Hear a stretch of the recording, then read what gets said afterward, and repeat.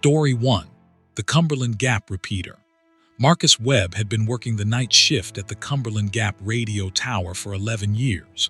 The job was simple: monitor equipment, log readings every hour, and ensure the emergency broadcast system stayed operational.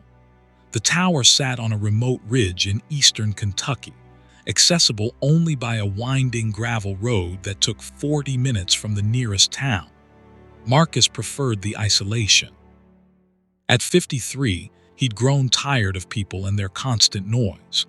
Up here, 300 feet above the valley floor, the only sounds were wind through the pines and the occasional hum of the transmitter equipment. The shift started like any other Wednesday in October. Marcus arrived at 10 p.m., relieving Danny, the evening operator who always left early despite his shift ending at 11. The small building at the tower's base contained monitoring equipment, a kitchenette, a bathroom, and a cot for emergencies. Marcus settled into his routine, checking voltage levels, signal strength, and backup generator fuel. Everything registered normal. He made his first log entry at 11 p.m., noting wind speed at 12 knots and temperature at 48 degrees. The radio crackled at 11:47 p.m. This wasn't unusual. The equipment occasionally picked up CB chatter from truckers on Highway 25E or ham radio operators testing their rigs. But this transmission was different. A man's voice, thick with a mountain accent Marcus recognized from his childhood, spoke clearly through the static. "Tower Keeper, can you hear the children singing?" Marcus grabbed the microphone, confused about which frequency the transmission came through on. Before he could respond, the voice continued. "They've been singing since 1952. Don't you hear them?" Marcus checked the frequency display, but it showed nothing, as if the transmission existed outside normal channels. He tried responding anyway. "This is Cumberland Gap Tower. Identify yourself and your frequency." Silence answered him, but not the comfortable silence he'd known for 11 years. This silence felt thick, expectant, like the moment before thunder. Marcus told himself it was nothing, maybe some drunk with a modified radio bleeding across frequencies. He logged the incident at 11:52 p.m. and continued his rounds. At 12:30 a.m. he heard it. Faint at first, so faint he thought it might be wind in the guy wires, but gradually growing clearer. Children's voices, singing an old hymn his grandmother used to sing at the Primitive Baptist Church. "We're marching to Zion, beautiful, beautiful Zion." The voices were young, maybe a dozen children between ages 6 and 12, singing in perfect harmony. Marcus went outside, thinking somehow a recording was playing nearby, but the singing seemed to come from everywhere and nowhere simultaneously. It echoed across the ridge, filled the valley below, surrounded the tower like invisible walls of sound. He checked his phone to record it, but the device showed no signal, which was impossible. The tower provided coverage for 20 miles in every direction. Marcus tried the landline, but it produced only a hollow emptiness, not even a dial tone. The singing continued, beautiful and terrible, the children's voices never pausing for breath, never wavering in pitch. Marcus recognized the song now. It was "When the Roll is Called Up Yonder," every verse repeated endlessly. His grandmother told him once that this was sung at the funerals of children, that whole communities would gather to sing these young souls into heaven. At 1:15 a.m. the radio crackled again. The same voice, urgent now. "Did you open the door, Tower Keeper?" "You shouldn't have opened the door." Marcus felt his skin prickle. He'd been outside, yes, but that was normal. He did perimeter checks every night. The voice continued. "In 1952, they took the children underground, said it was for their safety, said the bombs would come. 17 children from Harlan, Letcher, and Bell counties. The mine shaft collapsed. No one told their families. They buried it deeper. They buried it all, but the children kept singing." Marcus's hands trembled as he poured coffee, trying to ground himself in routine. He'd heard stories about the old mines, about sealed shafts that honeycombed the mountains, but never anything about children. The singing grew louder, and Marcus realized with growing horror that it was getting closer, not in distance but in presence, as if it was seeping through the walls themselves. The temperature inside the building dropped suddenly, his breath visible in the air. The equipment monitors began showing impossible readings, voltage fluctuating wildly, frequencies shifting through ranges that shouldn't exist. At 2 a.m. he saw them, not outside the windows but in the monitors themselves. 17 children's faces, black and white like old photographs, staring out from every screen. They didn't move, didn't blink, just stared with expressions of profound sadness and something else, something that looked like hope. The singing reached a crescendo, every child's voice distinct now, and Marcus could hear individual words, pleas woven into the hymn. Tell them we're here. Tell them we're still here. Tell them we didn't leave. Marcus grabbed a pen and paper, his hands shaking so badly he could barely write. He documented everything, the transmission, the singing, the faces, the date they'd been taken. The radio spoke again, the man's voice softer now. Thank you, Tower Keeper. We've been waiting 73 years for someone to listen.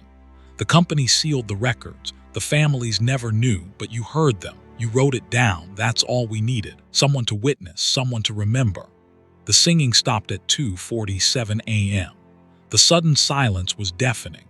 Marcus sat in his chair, staring at his notes, tears streaming down his face for reasons he couldn't fully articulate. The temperature normalized. The equipment returned to standard readings. His phone showed full signal, but something had fundamentally changed. The comfortable isolation he cherished now felt different, charged with the weight of 17 children who died in darkness, singing hymns to keep their fear away. At 6 a.m., when the morning shift operator arrived, Marcus handed over his logbook without speaking. He walked to his truck, drove down the mountain, and went directly to the county archives. It took him 3 days of searching through dusty files in the courthouse basement, but he found it. A single-page memorandum from Harlan Coal Company, dated November 3, 1952, requesting permits to seal mine shaft 17B due to structural instability.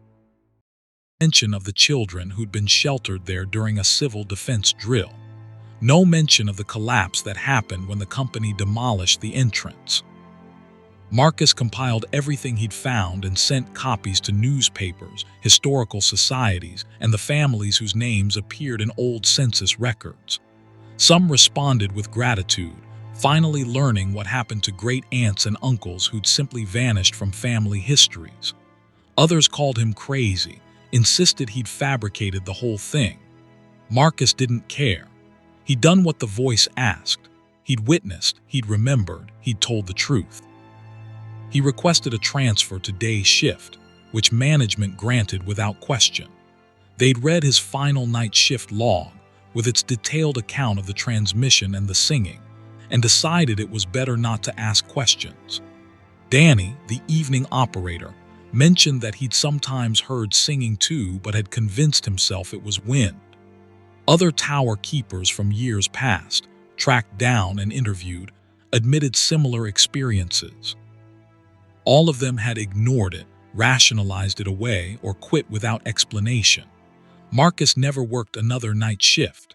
The tower still stands on that ridge, still broadcasts emergency signals across 3 counties. But the operators rotate more frequently now, and management can't explain why. Marcus knows, though. He knows that some silences aren't peaceful. He knows that some songs need to be heard, even after 73 years. He knows that the children aren't singing anymore because someone finally listened.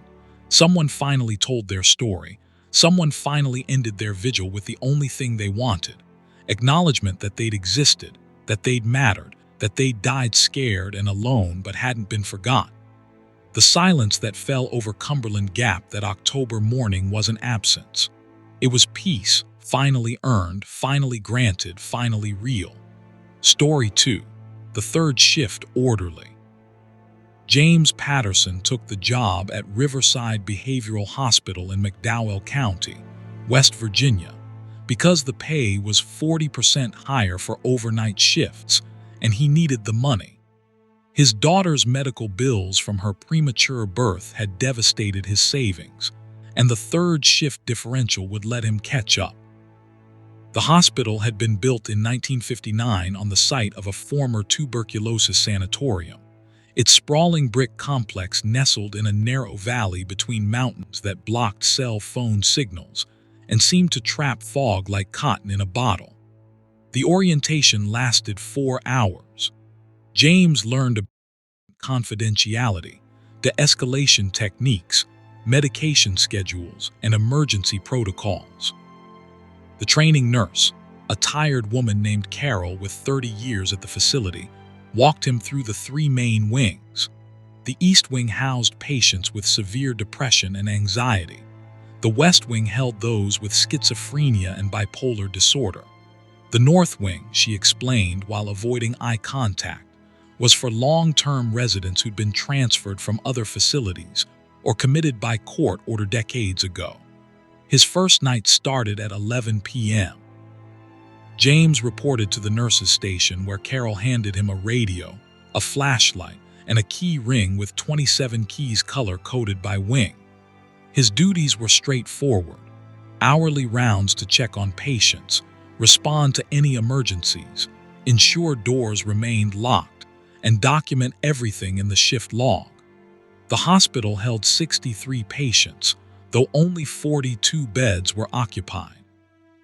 Budget cuts had reduced staff to skeleton crews, and the third shift consisted of James, 1 nurse, and a security guard who spent most of his time in the parking lot. The first 2 hours passed uneventfully. James walked the squeaking linoleum halls, peering through small windows in heavy doors, checking locks and making notes. Most patients slept. A few read or watched small televisions. One old woman in the East Wing waved at him like they were old friends. He waved back, uncomfortable but trying to be kind. The building settled around him with the familiar sounds of any old structure: groaning pipes, humming ventilation, creaking boards. Institutional but not threatening. At 1 a.m., James reached the North Wing. Carol had given him minimal information about these patients except that most had been residents for 20 to 40 years, that they rarely caused problems, and that he should complete his rounds quickly and quietly. The North Wing felt different immediately. The temperature was at least 10 degrees colder, his breath misting despite the working radiators. The fluorescent lights flickered irregularly, casting unstable shadows. The smell changed too, from the antiseptic cleanliness of the other wings to something older, earthier, like minerals and damp stone. Room 317 stopped him. The small window in the door revealed an empty bed, neatly made, but James heard movement inside. He checked his clipboard, which listed no patient assigned to that room. Against his better judgment, curiosity and a sense of duty made him unlock the door and push it open. The room was far colder than the hallway and completely empty except for the bed and a small nightstand. But on the wall, someone had written in what looked like ash or charcoal, "I didn't mean to hurt them." The voices were so loud. James backed out, locked the door, and radioed the nurse. Carol's voice crackled back with frustration. "Stay out of the empty rooms, James. I should have been clearer about that. The North Wing has 15 rooms. Only 7 are occupied. Don't open the empty ones." When James asked why, Carol's response chilled him more than the temperature. "Because some doors are better left closed." She wouldn't elaborate, and James didn't push, but the ambiguity gnawed at him for the rest of the round. At 2:30 a.m., he heard singing. A woman's voice, clear and beautiful, singing Amazing Grace in the traditional Appalachian style, unaccompanied and haunting. James followed the sound to room 323, occupied according to his chart by a patient named Margaret Foster, age 78, admitted in 1971. He looked through the window and saw an elderly woman sitting on her bed, rocking slowly, singing with her eyes closed. Nothing seemed wrong, but something about the scene disturbed him. Her lips weren't moving. The singing continued, perfect and clear, But Margaret's mouth remained shut, her jaw relaxed, her throat not vibrating with sound. James watched for 5 minutes, trying to understand what he was seeing. The singing never paused, never wavered, never aligned with any breath or physical movement from Margaret. It simply emanated from her presence, as if she were a radio tuned to a station from long ago. Finally, he knocked gently on the door.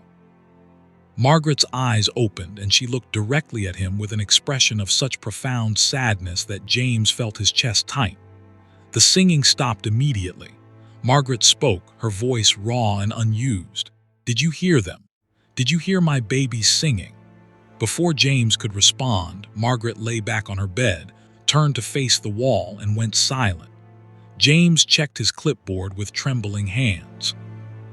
Margaret Foster's admission notes, visible in small print at the bottom of the page, read, "Patient admitted following drowning deaths of 3 children in bathtub. Diagnosed with postpartum psychosis and major depressive disorder. Catatonic for extended periods. Occasionally responsive but nonverbal." The rest of the night became a series of increasingly disturbing discoveries. In room 309, James found a man sitting perfectly still in the dark, his hands positioned as if gripping a steering wheel that wasn't, making soft crying sounds. In room 314, a woman stood facing the corner, whispering numbers in sequence. 1, 2, 3, 4, 5. When James checked on her half an hour later, she hadn't moved, was still counting, had reached the 700s without pause or error. In room 328, an old man slept peacefully, but the shadows on his wall moved independently of the flickering lights, forming shapes that looked disturbingly like people standing around a bed. At 4 a.m., James returned to the nurse's station to document his rounds and encountered Carol preparing morning medications. She looked at his face and nodded knowingly. "The North Wing gets to everyone eventually. You want to know why they're here. Most of them did terrible things when their minds broke, things they can't forgive themselves for. The courts decided they weren't criminally responsible, sent them here instead of prison. But guilt doesn't care about legal distinctions. Guilt lives in those rooms with them, year after year, decade after decade." James asked about room 317, the empty room with writing on the wall. Carol's face hardened. "That was Tommy Garrett's room. He killed his parents in 1983, said God told him they were demons. He was 16. Spent 31 years in that room before he hanged himself with a bedsheet in 2014. Maintenance painted over his writings 4 times, but they always come back. We stopped trying and just keep the room locked." She paused, then added quietly, "Sometimes other staff hear him crying in there. I've heard it myself. Maintenance refuses to enter that room alone." The final 2 hours of James's shift passed slowly. He avoided the North Wing, completing his rounds in the East and West Wings only, claiming radio trouble when Carol asked about the missed checks. At 7 a.m., the morning shift arrived, and James handed over his keys with relief. He drove home through dense fog, his daughter's babysitter meeting him at the door with concern on her face. "Are you all right? You look like you've seen a ghost." James wanted to laugh at how literally true that might be. He returned for his second shift that night, and the third and the fourth. Each night brought new disturbances in the North Wing. Margaret sang her children's songs. The man gripped his invisible steering wheel and cried. The woman counted past 10,000 without stopping. The shadows in room 328 grew bolder, sometimes appearing in forms James almost recognized. Nurses from decades past, doctors who'd retired or died, other patients whose rooms now stood empty. On his 5th night, James found the door to room 317 standing open, though he knew it had been locked. Inside, the writing on the wall had changed. Fresh words, still in ash or charcoal, read, "I'm still here, I'm always here, I can't leave." James backed away slowly, pulled the door shut, locked it, and continued his rounds with mounting dread. The silence in the North Wing wasn't peaceful. It was the silence of people trapped in their worst moments, living them over and over, unable to escape their own minds or their own guilt. At the end of his 2-week training period, James submitted his resignation. The facility director seemed unsurprised, mentioned that North Wing orderlies rarely lasted more than a month, and processed his paperwork without questions. James took a day shift job at a retail warehouse for half the pay but twice the peace of mind. His daughter's medical bills would take longer to pay off, but some prices were too high regardless of the money. He never told anyone the complete truth about those 5 nights in the North Wing. How could he explain that the hospital housed something worse than madness? That guilt and trauma could become so concentrated in a place that they developed their own presence, their own voice, their own terrible permanence. That some people's crimes against themselves or others trapped them in loops of torment that death itself couldn't break. James drives past Riverside Behavioral Hospital sometimes, taking the long way home just to look at the old brick building from the road. The North Wing's windows glow dimly at night, the same flickering fluorescent light visible from outside. Sometimes he thinks he can hear singing carried on the wind, a woman's voice praising grace she'll never feel. Sometimes he sees shadows moving in windows of rooms he knows are empty. And sometimes, late at night when he can't sleep, James wonders if Tommy Garrett is still writing on that wall, still confessing, still trapped in room 317, unable to forgive himself, unable to leave, unable to find the silence that should come with death. The silence he found at Riverside wasn't absence. It was imprisonment, an eternal present tense where the worst moments never ended and mercy never came. Story 3. The Coal Tipple Watchman. Raymond Fuller had watched over the abandoned Blackberry Fork coal tipple for 6 months, taking the night security position after the mining company decided vandals and copper thieves posed enough risk to warrant a single guard. The structure loomed 7 stories tall in Buchanan County, Virginia. Conveyor system and sorting machinery silent since the mine closed in 1987. Raymond's job was simple: drive the perimeter twice per shift, check the fence for breaches, ensure no unauthorized vehicles entered the property, and report any disturbances to the company answering service. The pay was decent for what amounted to sitting in his truck most of the night, and at 61, Raymond appreciated work that didn't strain his back or knees. He'd spent 33 years underground in various mines before black lung forced his retirement. The doctor said his lungs looked like Swiss cheese on the X-rays, told him he was lucky to be alive, prescribed inhalers and oxygen therapy. Raymond figured watching over a dead mine was fitting work for a dying miner. Both of them were just waiting for the final collapse. October brought early cold to the mountains. Raymond arrived for his shift at 10 p.m. on a Thursday, the temperature already down to 37 degrees, frost forming on his windshield. The tipple stood black against the darkening sky, its skeletal frame and rusted machinery creating a jagged silhouette that reminded Raymond of a cathedral built for some dark religion. The property covered 40 acres, most of it reclaimed by scrub brush and young trees, but the core structures remained. The tipple itself, the bathhouse, the office building, and the sealed mine entrance driven into the mountainside. His first perimeter check revealed nothing unusual. The chain-link fence stood intact, the padlocks on the gate secure, no fresh tire tracks in the gravel access road. Raymond parked his truck near the old office building where he had a space heater and a folding chair, made coffee in a dented percolator, and settled in for the long, quiet hours. The radio played classic country, Merle Haggard and Johnny Cash, songs about hard men and harder choices. Raymond dozed between rounds, waking to make his 11 p.m., midnight, 1 a.m., and 2 a.m. checks. At 2:30 a.m., the sound started, a low mechanical rumble like heavy equipment starting up coming from inside the tipple. Raymond stood slowly, his damaged lungs protesting, and listened intently.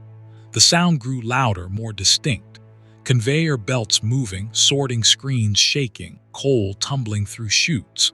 Impossible, of course.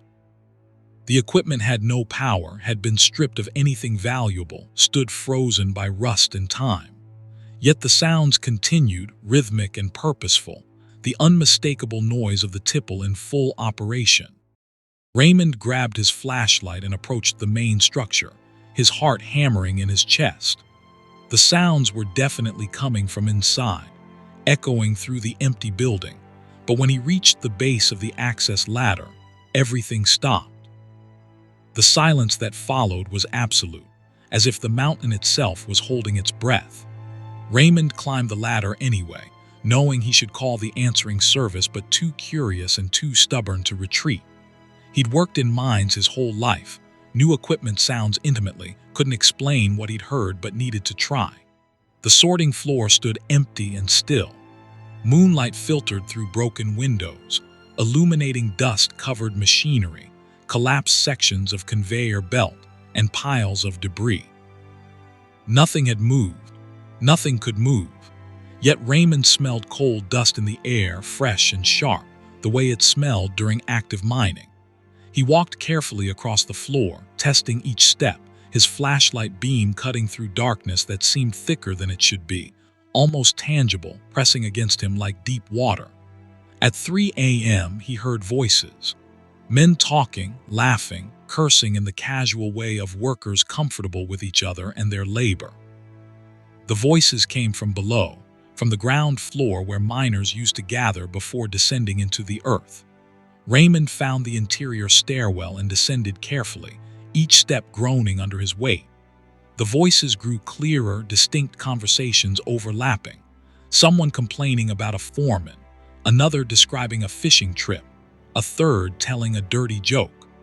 Raymond recognized the accents, the rhythms of speech, the particular slang of coal miners from this region in this era.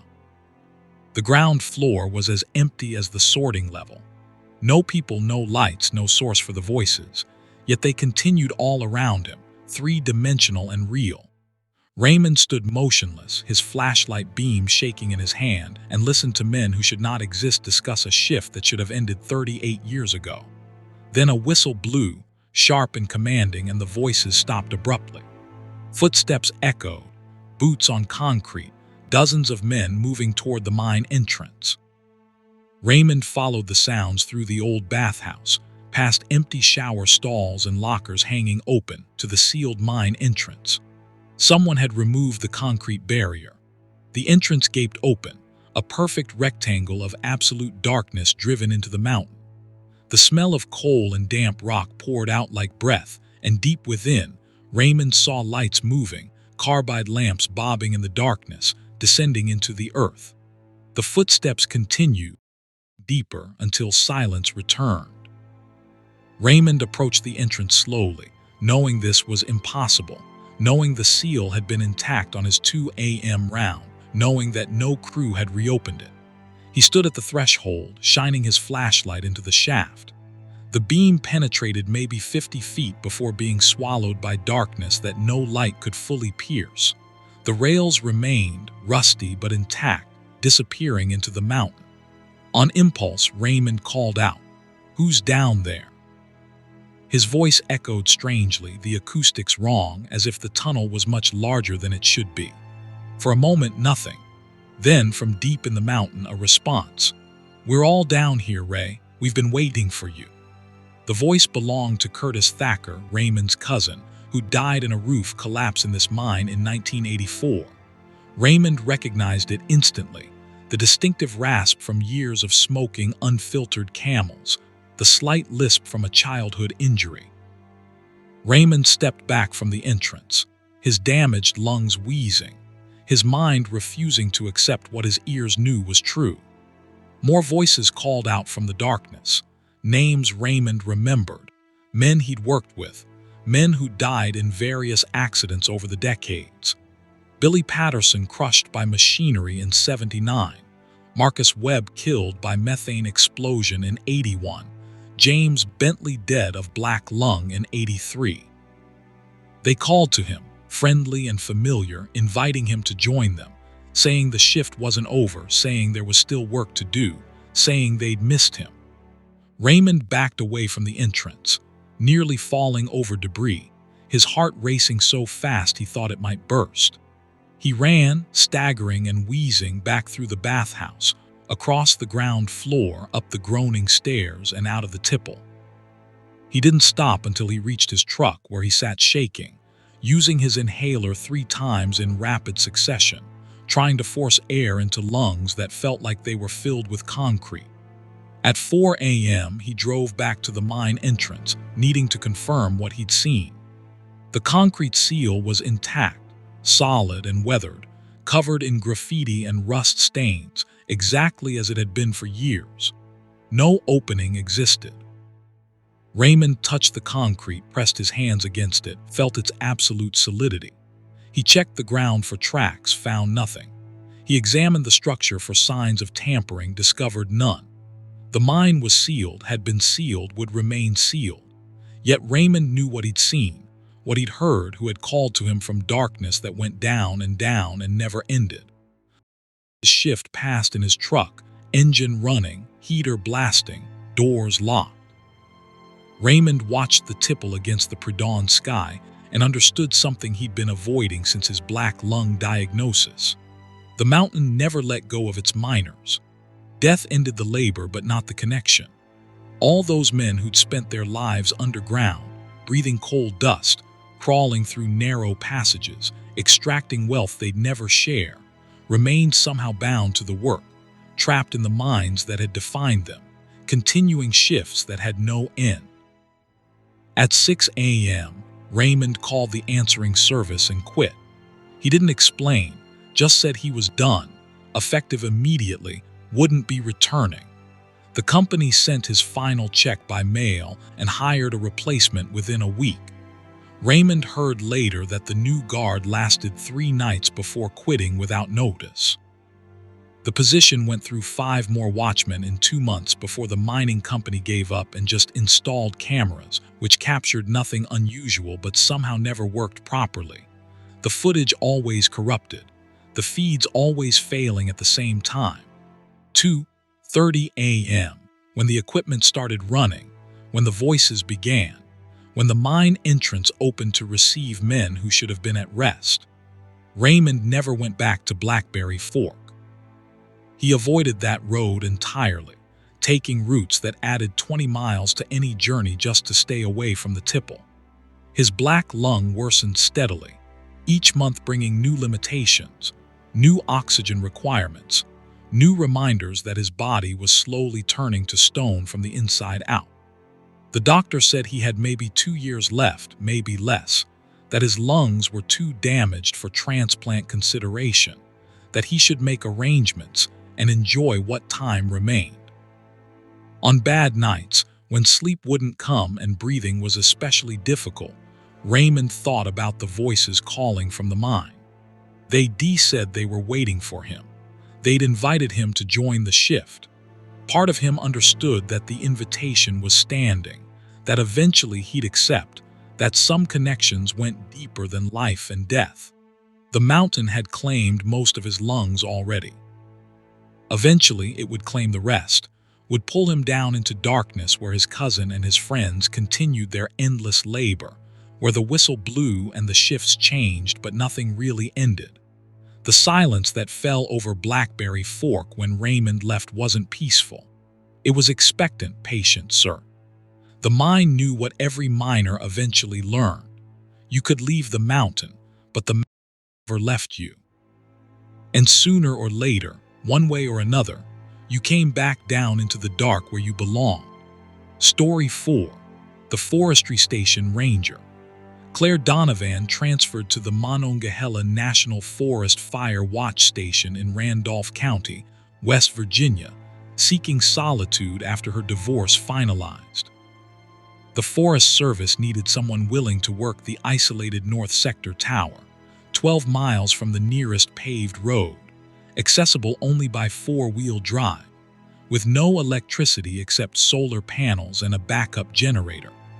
The position paid standard ranger wages but offered something Claire valued more: distance from her failed marriage, from the awkward questions and pitying looks, from the life she'd built and watched collapse.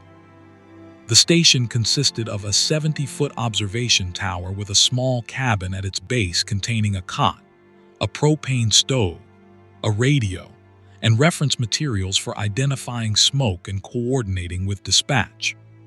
Claire's shifts ran 6 p.m. to 6 a.m., Thursday through Sunday, covering the hours when most illegal campfires started and when lightning strikes from evening storms posed the greatest risk.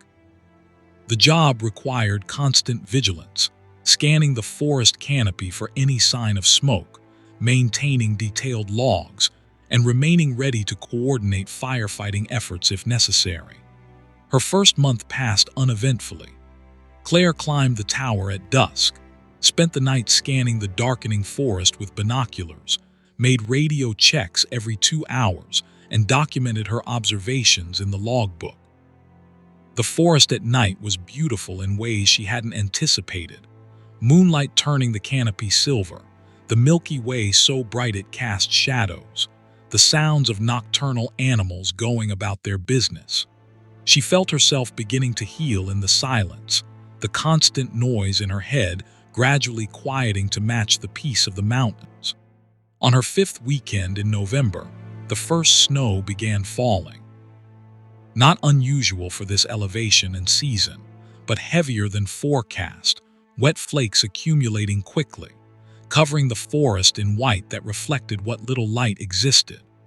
Claire made her 8 p.m. radio check, reporting visibility reduced but no signs of smoke or illegal activity.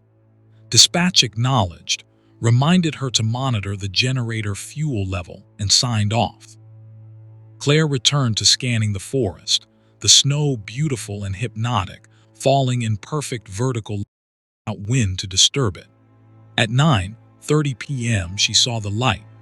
Deep in the forest, perhaps 3 miles northeast, a warm orange glow visible through the trees. Claire grabbed the binoculars and focused carefully. Not smoke, but definitely light, stationary and steady, too bright to be a flashlight, too concentrated to be a campfire. She checked the topographic maps, finding no structures marked in that location, no trails, no valid reason for anyone to be that far into wilderness in a snowstorm. She radioed dispatch, reporting a possible illegal fire or unauthorized presence. Dispatch responded with concern. Station 12, that location is in a closed sector. Old-growth research area, no public access. Can you get a visual on smoke? Claire looked again, seeing only the light, unwavering despite the snow. Negative on smoke, just light, steady intensity, not moving. A pause, then dispatch again. Station 12, maintain observation but do not approach. Rangers will investigate at first light. Document everything. Claire logged the sighting with precise coordinates and time. The light continued unchanging for the next hour. At 10:45 p.m. it moved. Not the way a carried lantern would move, but instantaneously, blinking out in one location and appearing in another, perhaps half a mile closer to the tower. Claire's hand shook as she wrote this in the log. She radioed dispatch immediately. Station 12, the light has relocated. Now approximately 2.5 miles northeast, same elevation. Dispatch's response took longer this time.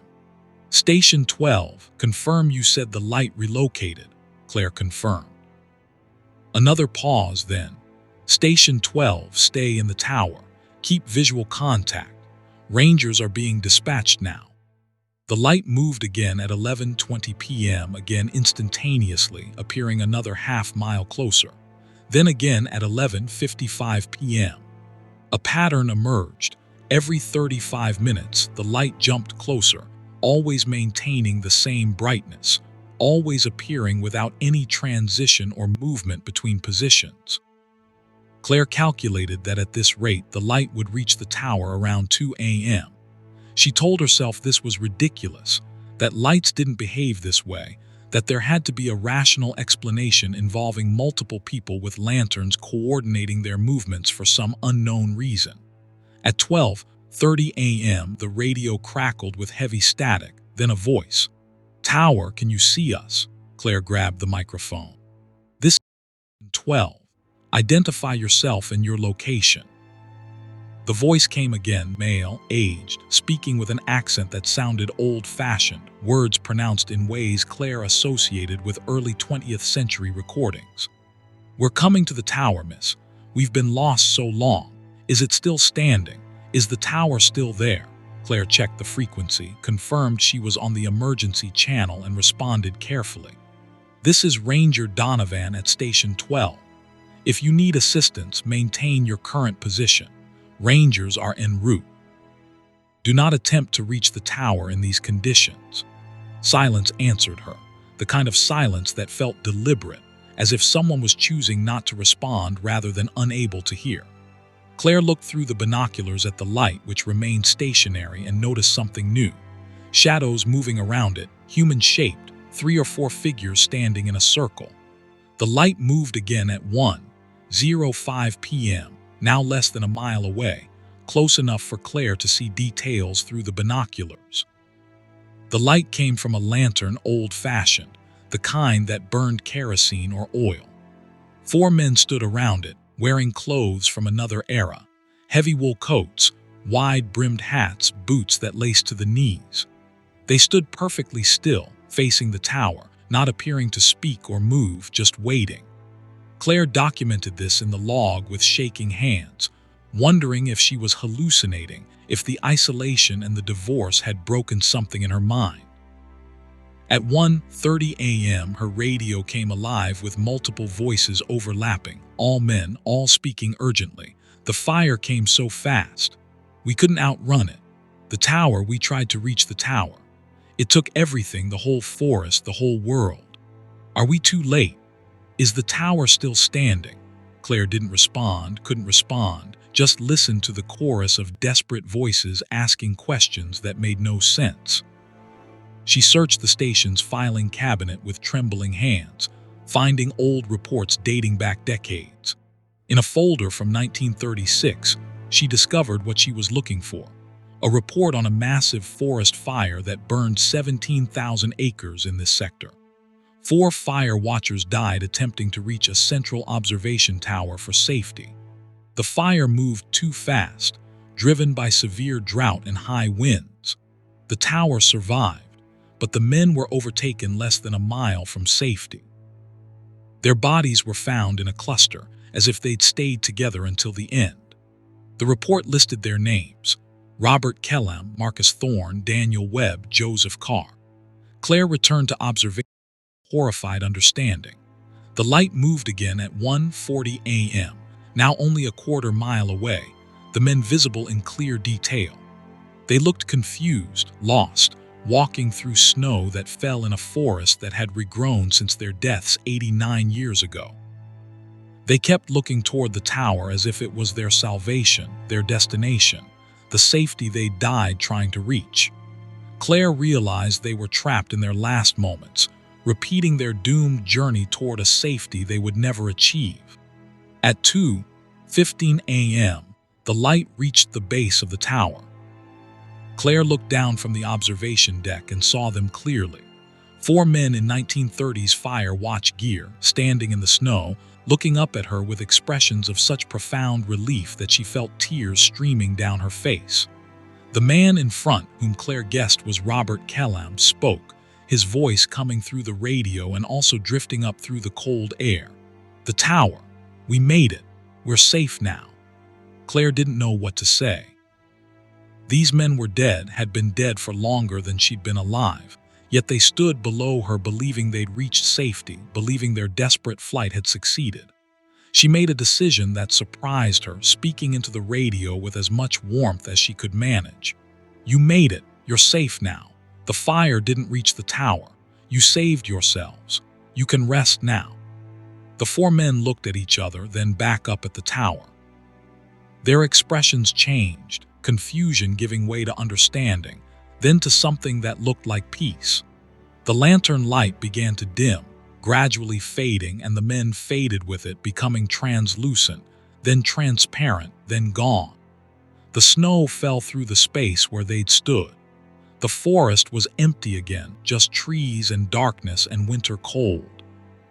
Claire sat down hard, her legs unable to support her, and cried for reasons she couldn't fully articulate. Grief for men she'd never known, gratitude that she'd given them permission to stop running, sorrow for all the ways people became trapped in their worst moments. At 4 a.m., the dispatched rangers radioed their position, still 3 hours from reaching the tower due to snow conditions. Claire told them the situation had resolved, that the light was gone, that no assistance was needed. They pressed for details, but she said she'd explain in the report, knowing she never would. How could she document that 4 men dead since 1936 had finally reached the tower they'd died trying to reach, had finally found the safety they'd sought, had finally been released from a loop that had lasted 9 decades? When Claire's shift ended at 6 a.m., she climbed down from the tower and found something in the snow where the men had stood.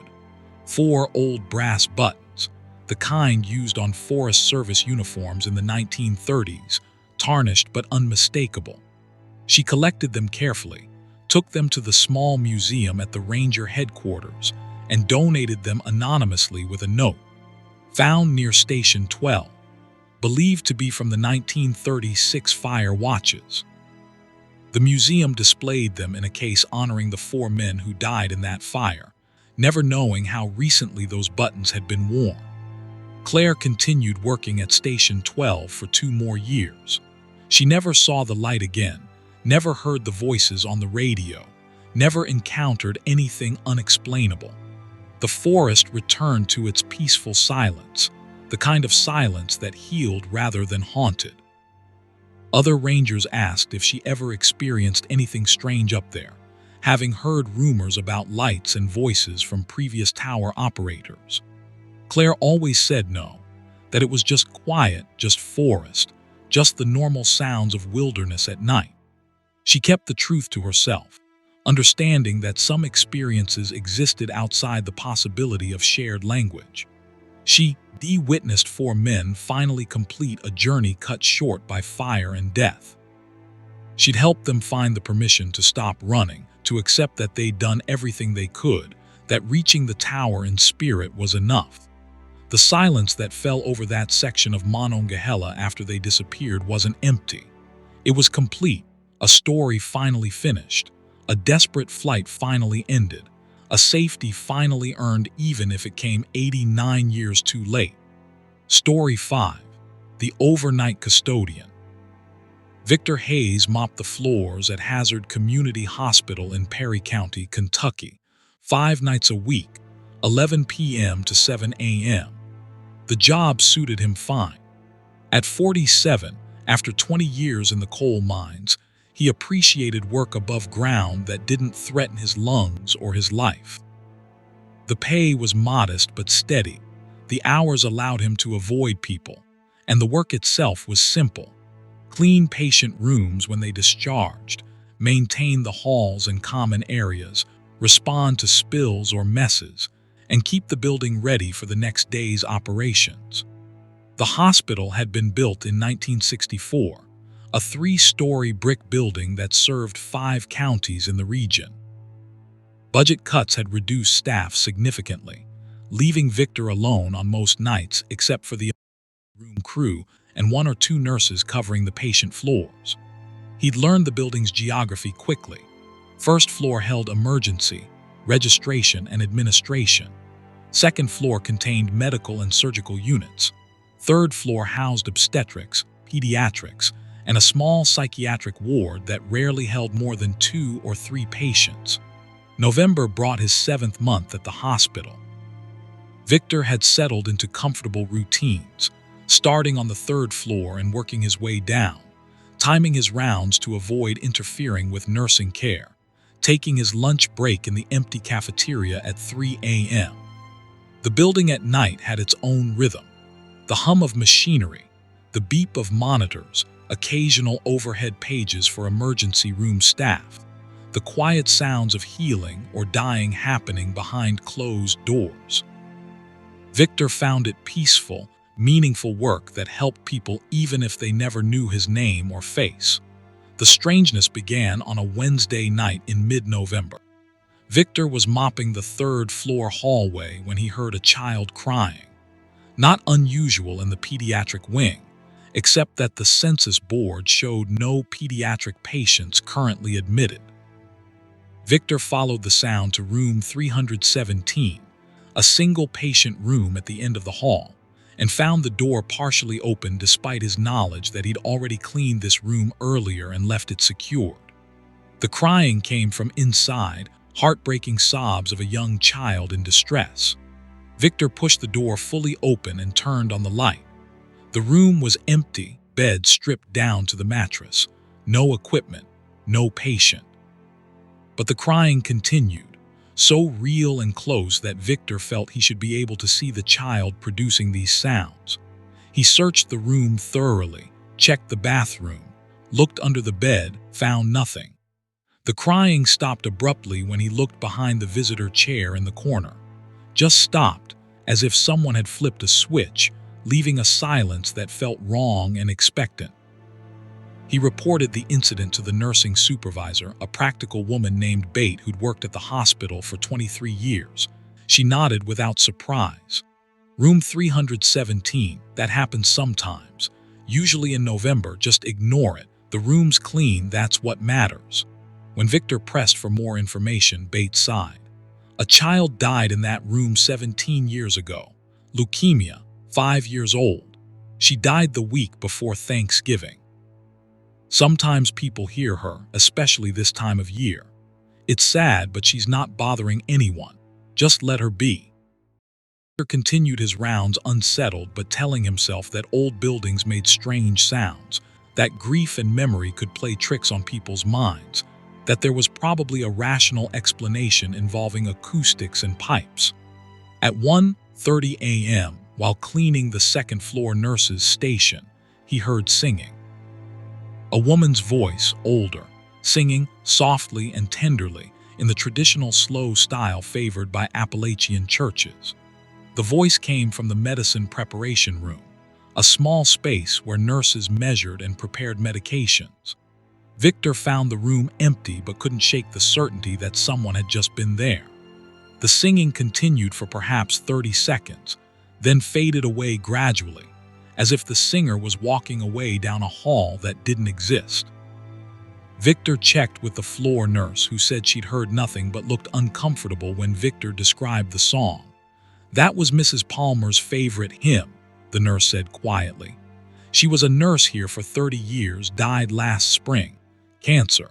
She used to sing while she worked, said it kept her calm during the hard shifts. The night accumulated these moments. At 2:45 a.m., while cleaning the first-floor waiting room, Victor heard a man's voice saying the Lord's Prayer in a steady, desperate rhythm, over and over without pause. The voice came from everywhere and nowhere.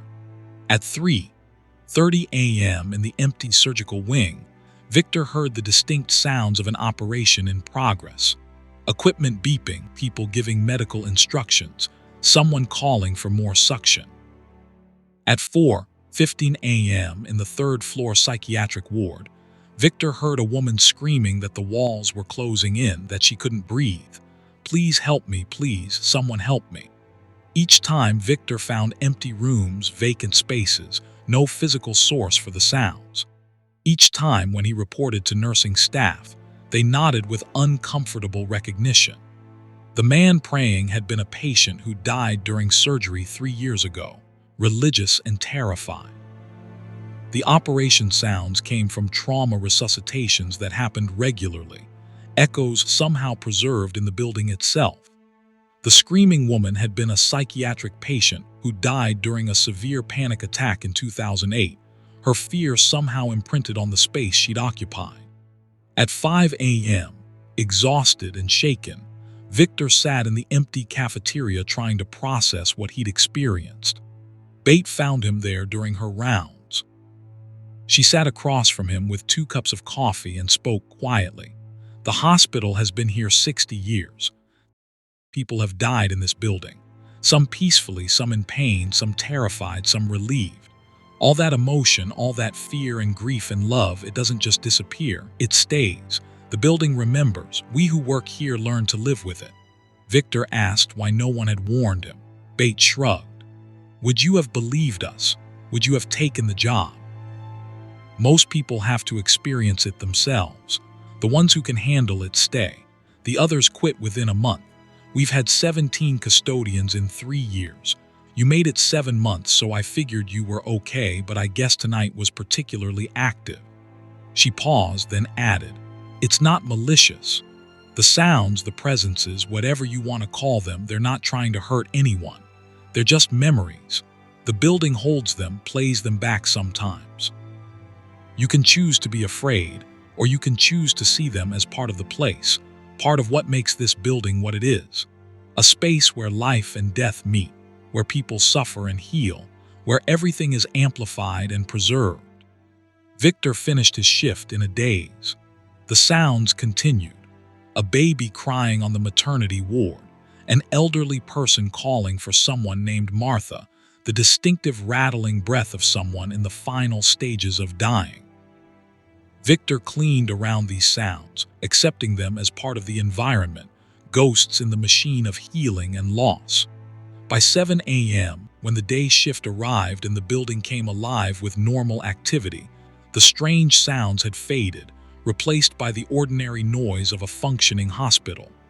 He returned the next night, and the night after, and the one after that. The sounds became familiar, almost comforting in their consistency. Room 317's crying child, Mrs. Palmer's singing, the praying man, the operation echoes, the screaming woman. Victor learned their patterns, their locations, their typical times. He began to see them as Bates suggested, not as hauntings but as memories, imprints of intense emotion preserved by the building itself. The hospital had witnessed so much over 60 years, had contained such concentrated suffering and joy, that some of it had soaked into the walls and floors and simply stayed there. Other staff began talking to Victor about their own experiences. A respiratory therapist described seeing a man in old-fashioned hospital pajamas wandering the halls who disappeared when approached. An emergency room nurse mentioned hearing a code blue called for a room number that didn't exist. A lab technician talked about the smell of roses that sometimes filled the pathology despite no flowers being present. Everyone had something, some story, some moment when the building's accumulated memory leaked through into present experience. Victor worked at Hazard Community Hospital for 3 more years before retiring. The sounds never stopped, never diminished, just became part of the background of his nights like any other aspect of the job. He learned to differentiate between sounds that needed attention, someone actually calling for help or a real emergency, versus the echoes from the past that required only acknowledgement. He developed a habit of nodding when he heard the familiar presences, a small gesture of respect for people who'd suffered or died in this building, whose last moments had somehow been preserved. On his final night, Victor took a walk through the entire building before his shift ended. He stopped in room 317 and spoke to the empty air. "I hope you're at peace now, sweetheart. I hope someone is taking care of you wherever you are." He visited the medicine room and hummed along with Mrs. Palmer's singing. He stood in the surgical wing and listened to the operation sounds with gratitude for the people who'd fought to save lives in this space. He paused outside the psychiatric ward and sent a prayer toward the woman whose fear still echoed in these halls. The silence that Victor left behind when he retired wasn't really silence. The sounds continued for the next custodian, and the one after that, an endless playback of the hospital's 60 years of memory. But for Victor, there was peace in knowing he'd spent 3.5 years bearing witness to these echoes, honoring them with his presence, accepting them as part of the sacred work that happened in places where people came to heal and sometimes to die. The silence he took with him was different, an understanding that death doesn't erase experience, that buildings can become repositories for human emotion, that the boundary between past and present is thinner than most people imagine. He'd mopped floors around ghosts, cleaned rooms that held more than furniture, worked in a building that remembered everything.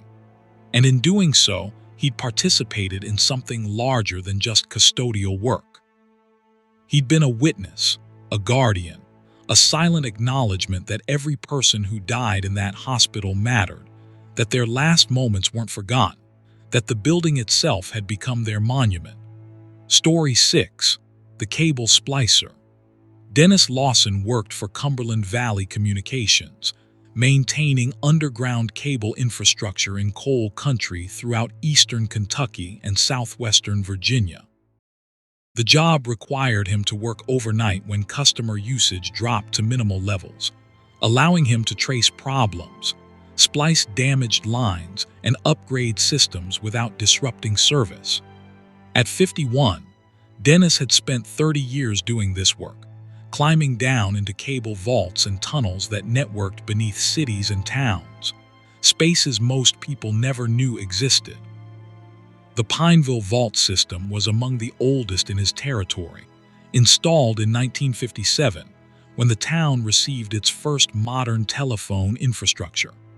The main vault sat beneath the intersection of Main Street and Kentucky Avenue, accessible through a heavy steel hatch set into the sidewalk. From this central point, tunnels branched out in 4 directions, carrying cables to junction boxes throughout the town. Tunnels were narrow, maybe 4 feet in diameter, concrete-lined, and perpetually damp from groundwater seepage. On a Tuesday night in late November, dispatch sent Dennis to investigate signal degradation affecting 300 customers in Pineville's north end. The problem's signature suggested water damage to cables shielding somewhere in the North Tunnel branch. Dennis arrived at 11 p.m., set up his safety cones around the access hatch, and climbed down the steel ladder into the main vault. The space was roughly 8 feet square and 6 feet high, filled with cable racks and junction boxes, lit by a single work light Dennis had installed years ago. He gathered his tools, test equipment, and a fresh spool of cable, then entered the North Tunnel on hands and knees. The tunnel angled downward for the first 100 yards, passing beneath the old business district, before leveling out under residential areas. Dennis used his headlamp and a handheld tester to check signal strength every 20 feet, documenting readings to pinpoint where degradation became significant. The work was tedious but methodical, something he'd done hundreds of times in dozens of locations. At approximately 12:30 a.m., Dennis reached a section of tunnel he'd worked in 3 years prior. The concrete walls here showed signs of age, cracks, efflorescence, rust stains from corroded rebar. His tester indicated signal loss had increased dramatically, suggesting the problem was close. He began examining the cable bundles carefully, looking for signs of water damage, chafing, or insulation failure. That's when he noticed something wrong with the tunnel itself. A side passage branched off to the left. Dennis stared at it in confusion, certain the passage hadn't existed 3 years ago, certain it wasn't on any of his infrastructure maps. The opening was roughly the same size as the main tunnel, but older, much older, the concrete darker and more deteriorated. His headlamp beam penetrated about 15 feet before being swallowed by darkness that seemed thicker than it should be. Curiosity overcame caution. Dennis crawled into the side passage. The concrete gave way to stone after about 20 feet, the tunnel walls becoming rough-cut rock, the floor transitioning from smooth concrete to broken stone and packed dirt. This wasn't telephone company construction. This was older, something else entirely. Dennis's mind worked through possibilities. An old mine drift, a storm water tunnel from an earlier era, some kind of foundation work from the town's original development. Whatever it was, the telephone cables ran into it, strung along the wall on ceramic insulators that looked like they dated from the 1930s or earlier. Dennis followed the cables and the stone tunnel for perhaps 50 yards, the slope increasing, the air growing noticeably colder and carrying a smell he recognized from his childhood. Coal smoke and kerosene, the distinctive scent of an old-fashioned coal fire. The tunnel opened into a larger chamber, perhaps 20 feet across, with a ceiling that disappeared into darkness above. His headlamp revealed structures that made no sense. Wooden support beams, an old work table, tools scattered on the floor, a coal-burning stove in one corner, cold now but the air still carrying its memory. On the table, Dennis found a notebook, its pages yellowed but readable. He opened it carefully, his gloved hands leaving prints in the dust, and read entries that appeared to be some kind of work log. The dates ranged from August to November 1952. The entries described maintenance work on something called the Underground Relay Station, documenting signal checks, equipment repairs, and routine tasks. The handwriting was meticulous, the entries professional, but as Dennis read further, the tone changed. October entries mentioned sounds from the deeper sections. November entries became more disturbed.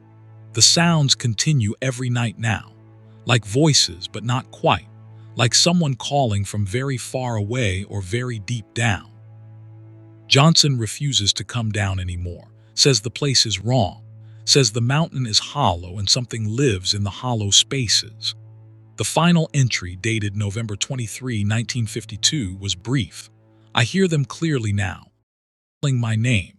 I have to see where the cables go. I have to follow them deeper. Dennis sat in the chamber, his headlamp playing over the abandoned equipment, and felt a profound unease. He pulled out his company tablet to check historical records, searching for any mention of this relay station or the person who'd written these entries. The tablet showed no signal, which was impossible given the cables running through this space. He switched to offline records and found a reference. In 1952, the telephone company operated a manual switching station in Pineville, serviced by technician Robert Morrow. In December 1952, Morrow disappeared. His body was never found. The company sealed the old switching station and built a new automated system in 1957. Dennis looked around the chamber with new understanding. This was Robert Morrow's workplace, his final known location. The cables Dennis had been following were original 1952 lines that had somehow been incorporated into later infrastructure. No one had ever removed them, just built around them, leaving this chamber sealed and forgotten beneath the town. Except the chamber wasn't sealed. The tunnel existed, connected to the modern vault system, accessible to anyone willing to crawl through the darkness. At 1:45 a.m., Dennis heard it. A sound from deeper in the mountain, from somewhere beyond the chamber where his light couldn't reach. Not quite voices, just as Morrow had written, but not quite anything else either. A resonance, perhaps, or a vibration that happened to sound like words almost forming, like meaning on the edge of comprehension. Dennis told himself it was water flowing through rock, or wind in passages connecting to the surface, or his imagination playing tricks in this disturbing place. But the sound continued, rhythmic and purposeful, and Dennis couldn't shake the impression that it was calling, inviting, trying to draw him deeper. He began backing out of the chamber, his training and his instinct both screaming that he needed to leave. As he reached the tunnel entrance, his headlamp caught movement in the darkness beyond the chamber. Not a person, not an animal, but something moving in the deepest shadows, something that light couldn't quite reach or define. Dennis scrambled backward, crawling as fast as he could through the stone tunnel, back toward the concrete, back toward the normal infrastructure of the modern vault system. The cables he'd been following to trace the signal problem ran back into that chamber, into that darkness where Robert Morrow had disappeared in 1952. Dennis made a decision. He pulled his cable his tool belt and severed the old lines, cutting the connection between the modern system and whatever lay deeper in the mountain. His tester immediately showed improved signal. The problem had been the old cables, their deteriorating insulation creating interference. But Dennis knew it was more than that. Those cables had been a connection to something that should have remained disconnected. He crawled back to the main vault, climbed the ladder to street level, and sat on the sidewalk breathing hard despite the minimal physical exertion. His radio crackled with dispatch asking for a status update. Dennis reported that he'd found and repaired the problem, that service should be restored, that he was completing paperwork and would be clear within the hour. He didn't mention the chamber, the notebook, or what he'd seen moving in the darkness. He filed a report noting, removed deteriorated legacy cables from 1952 installation, and left it at that. The next morning, Dennis returned to the vault during daylight hours with a company engineer. They crawled into the north tunnel together, following Dennis's path from the night before. The side passage was gone.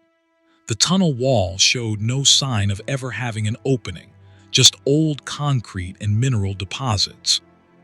The engineer looked at Dennis with concern, asking if he was feeling all right, suggesting maybe the confined space and the late hour had played tricks on his perception.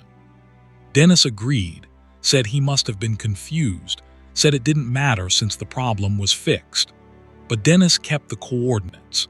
He spent the next week researching property records, geological surveys, and historical documents about Pineville.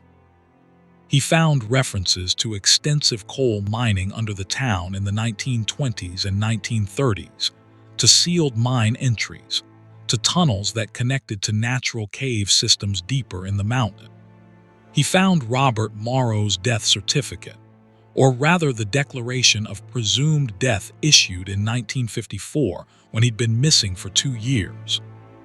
He found an obituary mentioning that Morrow had been fascinated by spelunking, that he'd explored local cave systems extensively, that he'd believed the mountains of Appalachia were honeycombed with spaces people had never seen. Dennis never entered the Pineville vault system again. He arranged for other technicians to handle that territory, claiming scheduling conflicts whenever dispatch tried to assign him work there. Other cable splicers reported no problems, no strange passages, no chambers with abandoned equipment. The modern infrastructure functioned normally, the severed connection to the old system causing no issues. Whatever Dennis had found, whatever he disconnected, remained disconnected. Years later, nearing retirement, Dennis told the story to a young technician over coffee. The kid listened skeptically, then asked why Dennis thought the side passage had disappeared. Dennis considered his answer carefully. I think some spaces only exist when they want to, when they're looking for someone. That tunnel opened for me because I could follow the cables, because I was doing the same work Morrow did, because somehow the mountain recognized that. And I think something deeper down was still calling, still trying to draw people in, still trying to finish whatever it started with Morrow in 1952. The technician asked if Dennis thought Morrow was still down there. Dennis shook his head. I think whatever's down there doesn't let go. I think Morrow found what he was looking for, found the source of those voices, found what lives in the hollow spaces, and I think it kept him. He paused, then added, the mountain has more than coal and stone in it.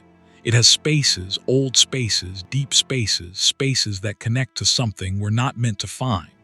The mines and the caves and the tunnels we build, sometimes they get too close to those spaces. Sometimes the boundary thins. Sometimes something reaches through. Dennis retired 6 months later. He sold his house in Kentucky and moved to Florida, as far from the mountains as he could manage. The nightmares gradually faded, the dreams of crawling through endless tunnels toward sounds that were almost words, almost meaning, almost something he desperately wanted to understand but knew would destroy him if he did. The silence he found in Florida wasn't the silence of empty tunnels or sealed chambers. It was the silence of distance, of deliberate separation from places that remembered and called and waited with infinite patience for the next person to follow the cables into the dark. Story 7. The Sawmill Night Watchman. Earl Thompson took the night watchman position at Blackwater Lumber Company in Tucker County, West Virginia, after his wife died, and he couldn't stand the empty house anymore. The job paid minimum wage to sit in a guard shack at the mill entrance from 10 p.m. to 6 a.m., checking that the perimeter fence remained secure, ensuring no one stole equipment or lumber, and calling the sheriff if anything seemed amiss. At 68, Earl wasn't looking for challenges. He just needed somewhere to be, something to do, a reason to stay awake through the long nights when grief made it possible. The mill had operated since 1947, processing timber from the surrounding mountains into lumber, flooring, and paper pulp. The facility sprawled over 20 acres in a narrow valley, including the main mill building, 3 storage warehouses, a maintenance shop, and mountains of stacked logs waiting for processing.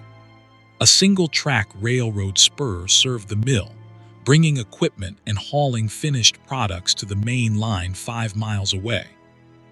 The night shift had been eliminated in 2009 when the recession hit, leaving the facility completely empty from 6 p.m. to 6 a.m. except for Earl in his shack by the gate. His first month passed quietly. Earl sat in the heated shack, reading paperback westerns, listening to AM radio, making his rounds every 2 hours with a flashlight and a checklist. The mill at night was peaceful in an industrial way. Silent machinery, the smell of sawdust and pine, shadows of equipment creating geometric patterns in the moonlight. Earl appreciated the solitude, the lack of questions about how he was coping, the freedom to grieve privately while technically being at work. The first incident happened on a Friday in early December. Earl was making his 2 a.m. rounds, walking the perimeter fence along the east side, when he heard the mill saw start up. Not the small trim saws, but the main head rig, the massive blade that processed the largest logs. The sound was unmistakable, a high-pitched scream of blade through wood, the rhythmic chunk of the carriage feeding logs, the shudder of heavy machinery in operation. Earl stood frozen, knowing this was impossible, knowing the mill had no power at night, knowing he was alone on the property. He approached the main mill building carefully, his heartbeat loud in his ears. The sounds continued, perfectly normal operation sounds, the mill running as if a full crew was working. Earl unlocked the personnel door and entered the building, his flashlight cutting through darkness that should have been absolute but instead was filled with motion and noise he couldn't quite see. The machinery wasn't moving. The head rig sat silent, blade stopped, carriage empty. Yet the sounds continued all around him, three-dimensional and real, the complete auditory experience of a mill in full production. Earl stood in the center of the mill floor and listened. He heard the log turner positioning timber, the debarker stripping bark, the edger trimming sides, the trim saws cutting boards to length. He heard the conveyor systems moving lumber, the sorter machine grading pieces, the bundler wrapping products.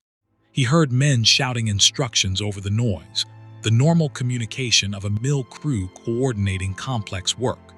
But he saw nothing, just empty darkness and still machinery. The disconnect between sound and sight made him dizzy, made him question his senses, made him wonder if grief had finally broken something fundamental in his mind. He retreated to the shack and radioed the mill foreman's emergency number. No answer at 2:30 a.m., which was expected. Earl documented the incident in his logbook, noting the time and description, feeling foolish but needing to record what he'd experienced. The sound stopped at 3:15 a.m. as abruptly as they'd started, leaving a silence that felt oppressive after the phantom activity. Earl finished his shift shaken, mentioned the incident to the foreman when the day crew arrived, and was met with a knowing look that suggested this wasn't the first report. The foreman, A grizzled man named Curtis, who'd worked at the mill for 42 years, took Earl aside. "The night shift. You're hearing the night shift. It's been happening since we shut down overnight operations. I've heard it myself a few times when I worked late. Other watchmen have reported it. We don't talk about it much because, well, what would we say? The mill still runs at night even though it does," Curtis shrugged. "Best advice I can give: do your rounds, check the locks, ignore the sounds. Nothing gets hurt, nothing gets damaged. The Phantom crew works hard, but they don't leave any product behind." Earl asked the obvious question. Why did the night shift continue? Curtis's face darkened. 3 men died on night shift in the 73 years this mill operated. One in 1951, caught in the log turner. One in 1968, crushed by falling lumber. One in 1994, blade through a chunk of wood that hit him in the head. All 3 died instantly, still working, never saw it coming. Maybe that's why. Maybe they don't know they're done. Maybe the work continues because they continued and somehow the mill remembers. The sounds came again the following Tuesday, and Thursday, and the next Monday. Earl began to recognize a pattern. The Phantom shift started around 2 a.m. and ended around 6 a.m., roughly corresponding to when the night crew used to work.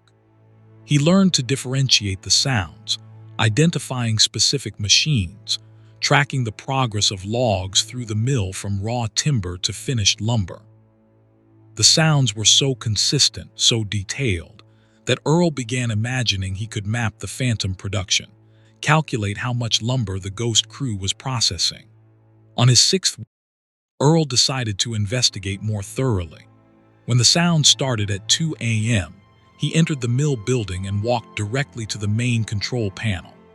The machine sounds surrounded him, loud and close, as if the entire mill was operating at full capacity inches from his body.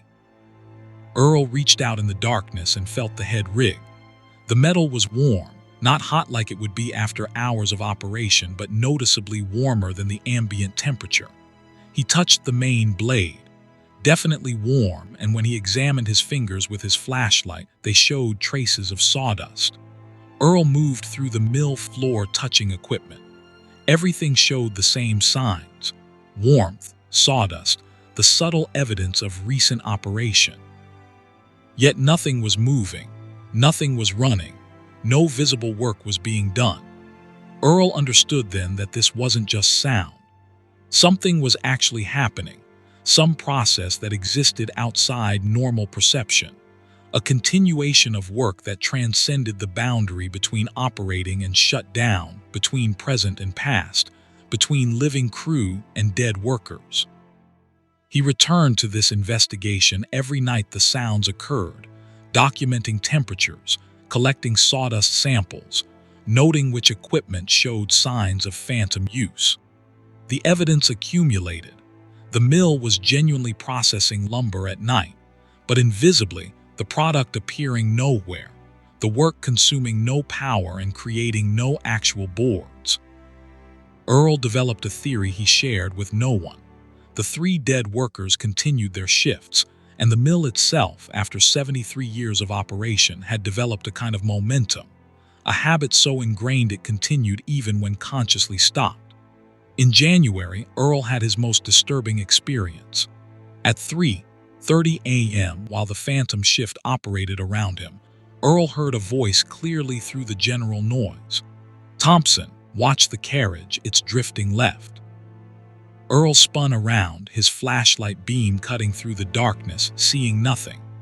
The voice had been close, urgent, the warning of one worker to another.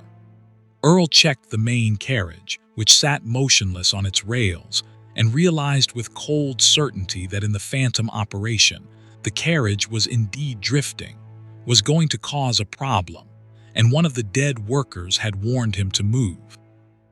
Earl stepped backward quickly, and something invisible rushed past him where he'd been standing, creating a displaced air pressure he felt against his face. A tremendous crash echoed through the building, the sound of metal, something going terribly wrong with the machinery. Then silence, absolute and sudden, the phantom shift stopping mid-operation. Earl stood shaking, understanding that he'd almost been killed by equipment that wasn't technically running, that the phantom work was real enough to injure or kill someone who got in its way. The next morning, Curtis found Earl sitting in his truck, unwilling to go back inside. Earl explained what happened, expecting disbelief or dismissal. Instead, Curtis nodded grimly. I wondered if they'd start interacting. The phantom crew has been getting more active over the years, more present. I think they're trying to include the living in their shift, trying to find help, trying to make the work real again. Curtis paused, then admitted, I've been thinking about shutting down completely, selling the equipment, ending the mill permanently, because I don't know how to stop the night shift. I don't know how to tell 3 dead men that their work is done, that they can finally rest. Earl continued working at the mill for 2 more months, but the job had changed. He stopped entering the main building when the phantom shift operated, content to hear it from the shack, acknowledging its presence without participating. He researched the 3 men who died: William Garrett in 1951, Marcus Holt in 1968, Robert Chen in 1994. He found their obituaries, learned about their families, discovered that all 3 had been described as dedicated workers who took pride in their craft. In March, Earl made a decision. On a night when the phantom shift was particularly loud, he entered the mill, stood in the center of the floor, and spoke loudly over the noise. William, Marcus, Robert, I know you're here. I know you're still working. I want to thank you for your dedication, for all the years you gave to this place. But the work is done now. The mill is closing. It's time to rest. Your families remember you. Your work meant something. You can stop now. You've earned your rest. The sounds continued for perhaps 30 seconds, then gradually diminished, winding down like machinery losing power, fading into silence that felt different from the abrupt stops Earl had experienced before.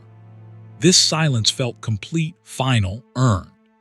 Earl stood in the darkness for a long time, unsure if his words had made any difference, unsure if the phantom shift would return. It didn't. From that night forward, the mill stayed silent. Earl completed his remaining shifts without incident, no phantom sounds, no warm equipment, no sawdust appearing on idle machinery. Curtis noticed the change, asked Earl what he'd done, seemed both relieved and saddened when Earl... Maybe that's all they needed, Curtis said quietly. Permission to stop, recognition that their work was complete. The mill closed permanently in June, the equipment sold to operations in Canada and Oregon. Earl attended the final day ceremony along with 200 former employees, men and women who'd spent their lives turning timber into lumber, whose identities were deeply connected to this place and this work. During the speeches and reminiscences, Earl thought about the 3 men who'd literally given their lives to the mill, who'd continued working decades after death, who needed someone to finally say the words they couldn't say themselves. It's enough. It's done. You can rest now. Earl retired that summer and moved to Charleston to be near his daughter. The mill site was remediated and sold to a solar energy company that built a large photovoltaic installation in the former yard. Sometimes Earl drove back to Tucker County, parked outside the fence, and looked at the place where the mill had stood. The main building was gone, demolished and hauled away, but the concrete foundations remained, and on certain nights, when the wind moved through the valley in particular ways, Earl imagined he could still hear the faint echoes of the phantom shift, the sounds of work that had defined men's lives so completely it transcended death itself. The silence Earl had helped create wasn't empty. It was peace, finally granted to men who'd worked until work became their eternal state. He'd given them what they'd needed: acknowledgement, gratitude, and permission to stop. The mill was gone, the work ended, the long shift finally completed, and 3 men who'd been trapped in the routines of their deaths had finally been released into whatever silence waited beyond work, beyond obligation, beyond the habit of showing up night after night to a job that would never be finished until someone said it was. Story 8. The Highway Toll Collector. Sarah Mitchell worked the overnight shift at the Cumberland Gap Tunnel Toll Plaza on Highway 25E, straddling the border between Kentucky and Virginia. The tunnel, completed in 1996, had reduced what used to be a treacherous mountain crossing to a smooth 4-mile passage through the Appalachian Ridge. Sarah's booth sat on the Kentucky side, collecting tolls from northbound traffic during the quiet hours between 10 p.m. and 6 a.m. The job paid reasonably well for simple work: take money, issue receipts, make change, and maintain logs of traffic volume. At 43, Sarah had worked this shift for years, preferring the overnight premium pay and the relative calm of nighttime traffic. Most nights saw fewer than 200 vehicles, primarily long-haul truckers familiar with the route who had their toll money ready and moved efficiently through the plaza. Sarah passed the slow hours reading, knitting, listening to podcasts, and chatting briefly with the regular drivers who appreciated her friendly consistency. December brought unusual cold, temperatures dropping below zero, ice forming on every surface. Traffic slowed to a trickle, down to maybe 40 or 50 vehicles on the worst nights when weather discouraged all but necessary travel. Sarah bundled in layers, kept a space heater running in her booth, and watched the tunnel entrance with the particular alertness of someone who knew that winter driving on mountain roads was always dangerous. On a Wednesday night, the second week of December, something changed. Around 1:30 a.m., Sarah noticed headlights emerging from the tunnel at an odd angle, the vehicle moving erratically, crossing lanes before straightening out and approaching her booth. The car was a 1970s sedan, boxy and unfamiliar, the kind Sarah hadn't seen on the road in years.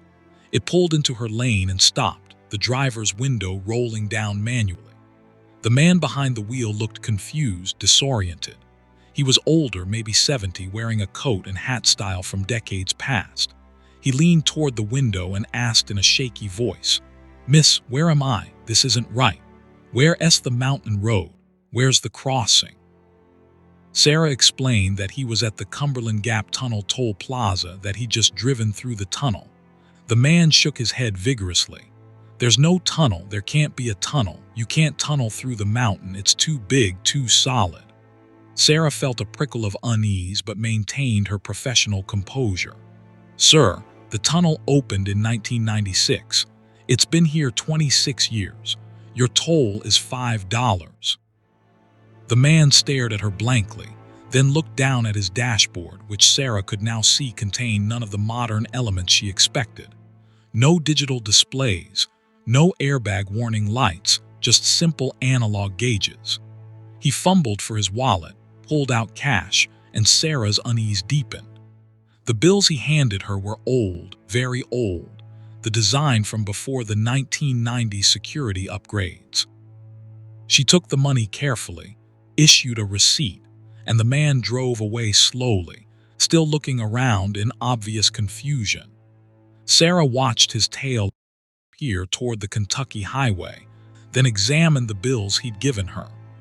$5 in worn ones that shouldn't still be in circulation, but technically remained legal tender.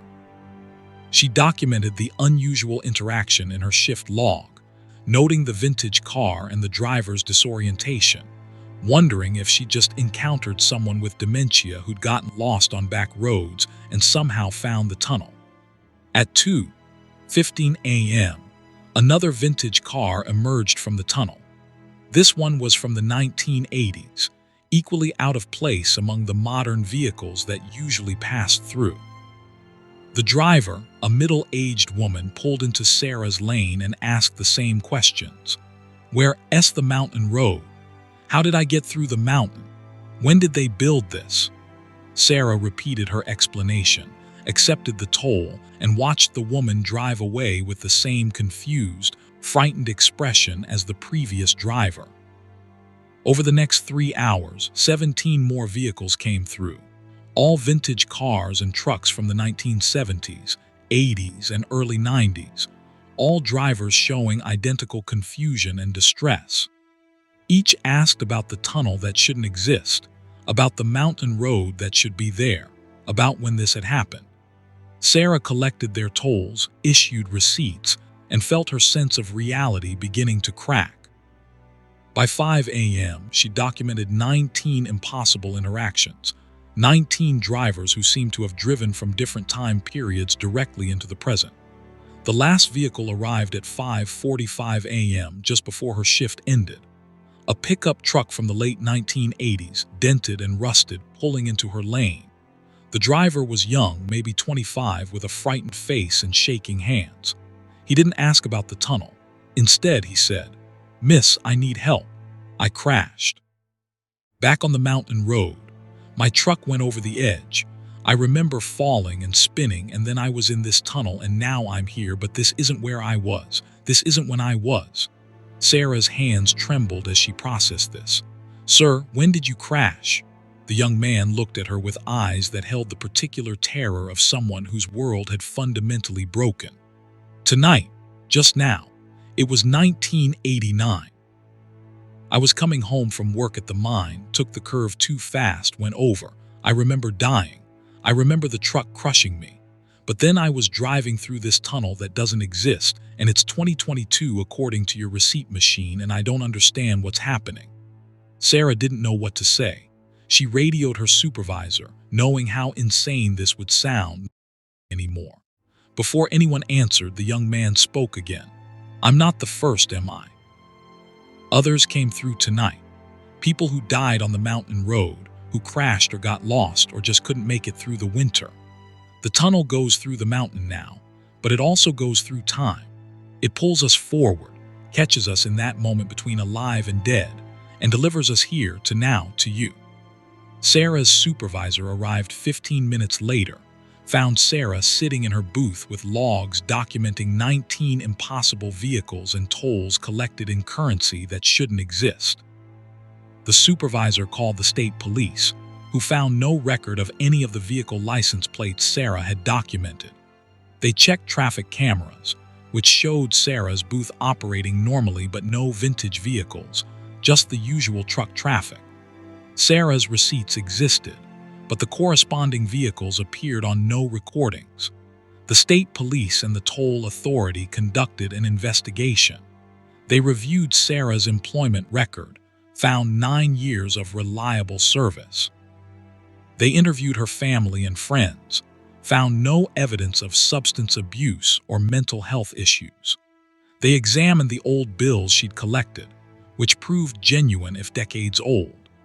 They traced the license plates Sarah had documented, finding that most belonged to vehicles involved in fatal accidents on the old mountain road between 1976 and 1995, before the tunnel opened.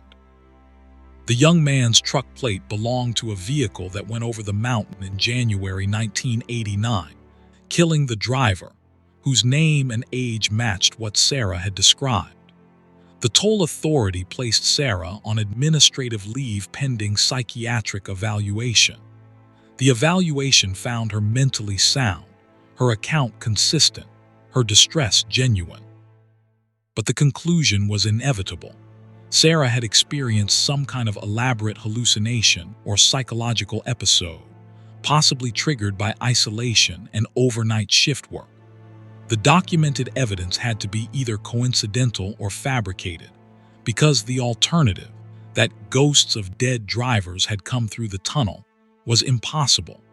Sarah never returned to the toll booth. She couldn't explain what happened that December night any better than the investigators could. She only knew that 19 people who died on the mountain road before the tunnel existed had somehow driven through it, had somehow been transported forward in time to the present, had been confused and frightened, and lost in a world they didn't recognize. And she'd been the person to greet them, to tolls, to send them on into a future where they didn't belong and couldn't exist. In the months following, Sarah researched every vehicle and driver she could identify from her logs. Most had died on the mountain road, as the police discovered. A few had simply disappeared in that area, their vehicles never found, their fates unknown. The common thread was the mountain, the crossing, the treacherous passage through the Appalachians that had claimed lives for as long as people had attempted it. The tunnel had solved the danger for the living, creating a safe passage through the ridge. But somehow, Sarah believed, it had also created a passage for the dead, a way through for those who'd never made it over. She moved away from Kentucky, unable to stay near the tunnel, unable to pass it without remembering that night. She found work in Ohio, at an office job with reasonable hours and no possibility of encountering drivers from the past. But the memory stayed with her, the confusion in their eyes, the terror of finding themselves displaced in time, the desperate hope that someone could explain what was happening to them. She de-documented their passage, collected their tolls, sent them into a future where they had no place. And somewhere, Sarah believed, those 19 drivers were still out there, lost in a world 30 or 40 years ahead of where they belonged, trying to understand what had happened, trying to find their way home to a past that no longer existed. The silence that fell over Sarah's life after that December night wasn't peaceful. It was the silence of questions without answers, of experiences that couldn't be shared, of a reality that had cracked open for a few hours to reveal something underneath that no one was meant to see. The tunnel still operates, still carries traffic safely through the mountain. But Sarah wondered how many other toll collectors had seen what she'd seen, how many had stayed silent, how many had been dismissed as crazy when they tried to tell the truth about the night the dead drove through, paid their tolls, and disappeared into a future where they existed only as records of accidents and disappearances from decades past. The silence wasn't absence. It was the weight of witnessing something impossible, of being unable to prove or explain it, of knowing that the boundary between life and death, between past and present, between the world as it should be and the world as it sometimes actually is, was far thinner than anyone wanted to believe. Story 9. The Water Treatment Operator. Martin Cooper maintained the Marlinton Water Treatment Facility in Pocahontas County, West Virginia, working the night shift to monitor the system that provided drinking water to 3,000 residents. The facility drew from an underground aquifer tapped in 1962, treating and storing water in a series of settling tanks, filtration systems, and storage reservoirs before pumping it to the distribution network. Martin's job was straightforward. Check chemical levels every 2 hours, log flow rates, ensure pumps operated correctly, and respond immediately to any alarms indicating pressure loss or contamination. At 56, Martin had worked at the facility for 18 years, starting on day shift and transferring to nights when the differential pay could help put his son through college. The work suited his temperament, methodical, technical, solitary. The facility was automated to the point where human presence was almost unnecessary, but regulations required a licensed operator on site at all times. Martin spent most nights reading technical manuals, studying for advanced certifications, and making his rounds through the facility's 6 buildings. January brought the deepest cold Martin had experienced in years, temperatures down to -8 degrees. The ground frozen solid to a depth that threatened the buried intake pipes. Martin monitored the system carefully, increasing flow to prevent freezing, checking insulation, preparing to activate backup systems if needed. On a Thursday night, the 3rd week of January, the aquifer pressure gauge began showing anomalies. Nothing dramatic, just irregular readings, the pressure fluctuating slightly when it should have been constant.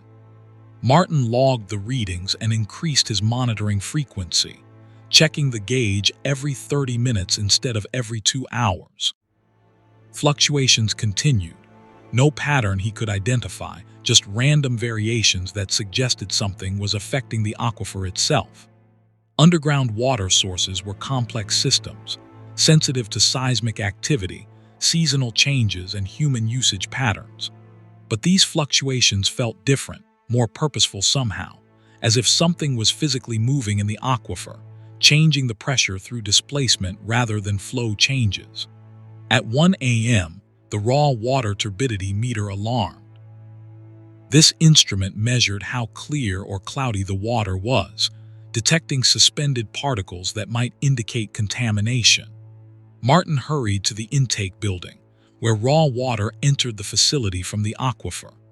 The turbidity levels 3 times normal, not high enough to be dangerous after treatment, but concerning enough to investigate. Martin collected water samples and examined them under the laboratory microscope. The water contained sediment, fine particles of stone and clay, normal enough for groundwater. But it also contained something else, organic material, small fibrous strands that Martin couldn't identify. They didn't look like algae or bacteria. They looked like textile fibers, like fabric, like something that had no business being in an aquifer 300 feet underground. Martin preserved samples and continued monitoring, wondering if somehow surface contamination had reached the aquifer, though this shouldn't be possible given the geological isolation of the water source. The pressure fluctuations increased over the next hour, becoming more pronounced, more regular. Martin realized with growing unease that the pattern resembled breathing, a rhythm of expansion and contraction, inhale and exhale. He told himself this was absurd, that aquifers didn't breathe, that he was pattern matching random data into something familiar. But the rhythm continued, steady and organic, and the turbidity meter showed increasing levels of those unidentifiable fibers flowing through the intake. At 2:30 a.m., Martin heard something in the pipes. Not the normal sounds of water flow or pump operation, but voices, muffled and distant, seeming to come from deep within the system. He walked through the facility, following the sounds, trying to pinpoint their origin. They seemed to come from everywhere and nowhere, echoing through the pipe network. Words he couldn't quite distinguish, but that carried emotion, fear, confusion, calling out for help.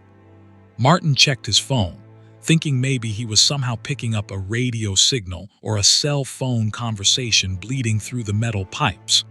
No signal in the building, just as always.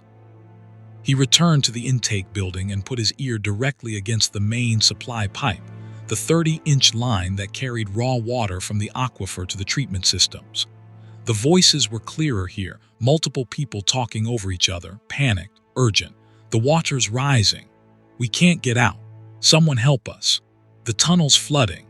Oh God, the water." Martin pulled away from the pipe, his heart hammering, his mind refusing to accept what his ears insisted was real.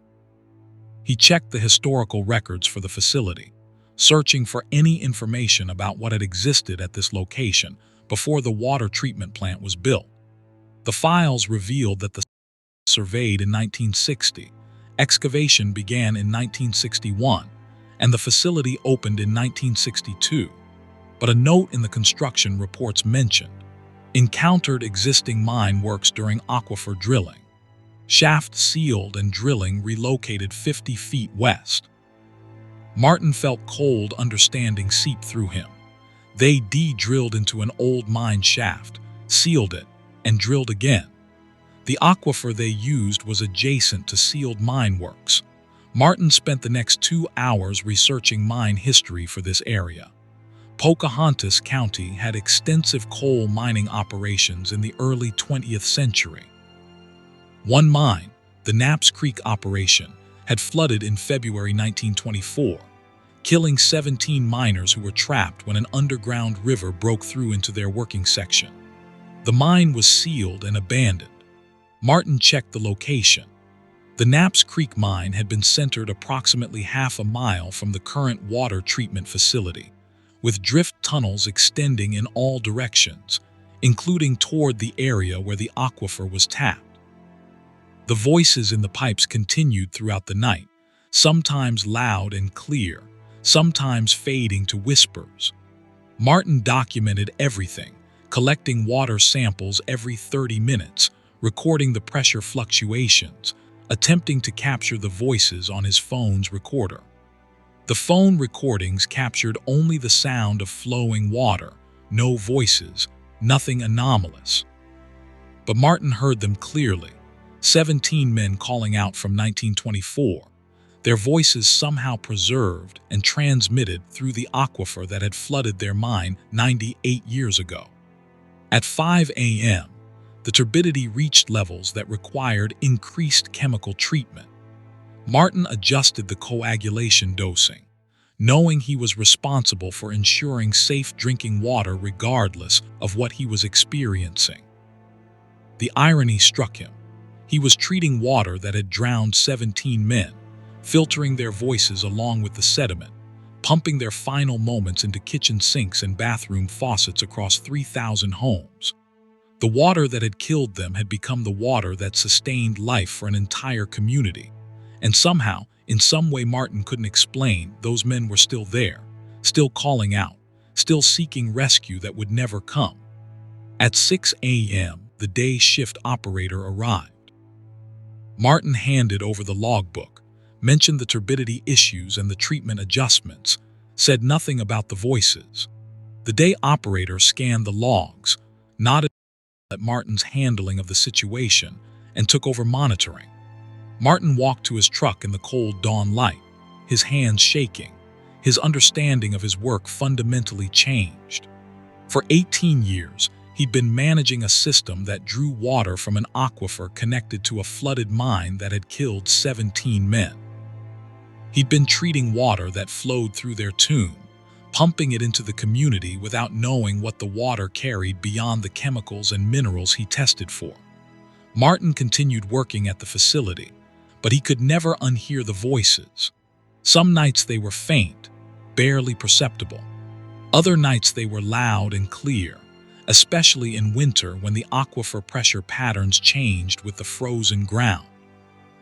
He learned to work around them, to focus on his technical duties, to treat the voices as another aspect of the facility that needed to be monitored but not necessarily acted upon. He told no one, knowing how insane it would sound, knowing it would cost him his job and his reputation. He did, however, research the 17 men who died in the Knapp's Creek mine. He found their names in old newspaper accounts, learned about their families, discovered that most had been young men with wives and children who'd struggled after losing their primary breadwinners in the Depression era. Martin began making small donations to local historical societies and mining heritage organizations, contributions given anonymously in memory of those 17 men, a private acknowledgement that they weren't forgotten, that their deaths continued to matter 98 years later. On particularly difficult nights when the voices were especially clear and distressed, Martin would stop his work and speak to the pipes. "I know you're there. I know what happened. 17 men lost in the Knapp's Creek mine, February 1924. Your families grieved for you. People remembered you. Your deaths weren't meaningless." He didn't know if this helped, didn't know if the voices could hear him any better than they could be recorded. But it helped Martin, gave him a way to acknowledge what he was experiencing, to honor the dead who'd become an inadvertent part of the water system he maintained.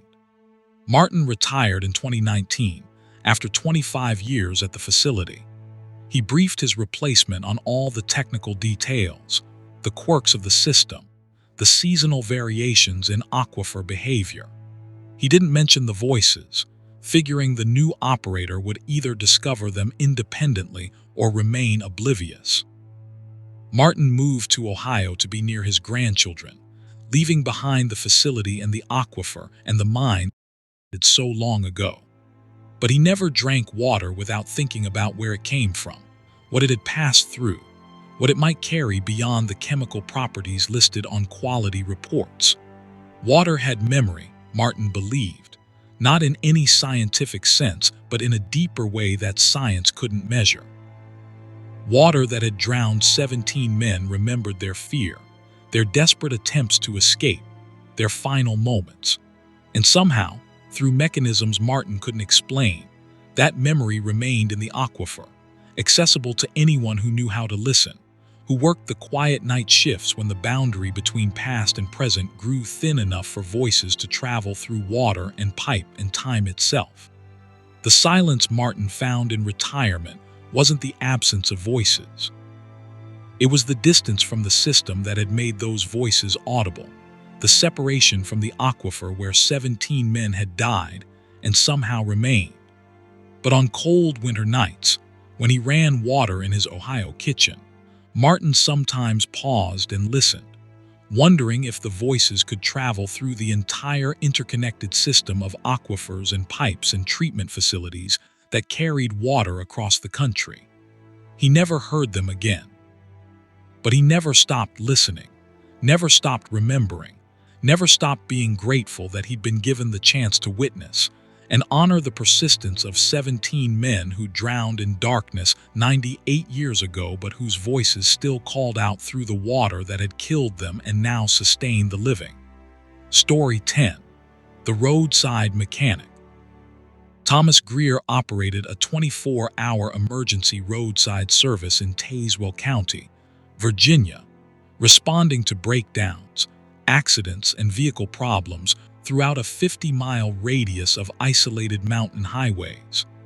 At 49, he'd been doing this work for 26 years, building a reputation for reliability that kept his phone ringing through all hours.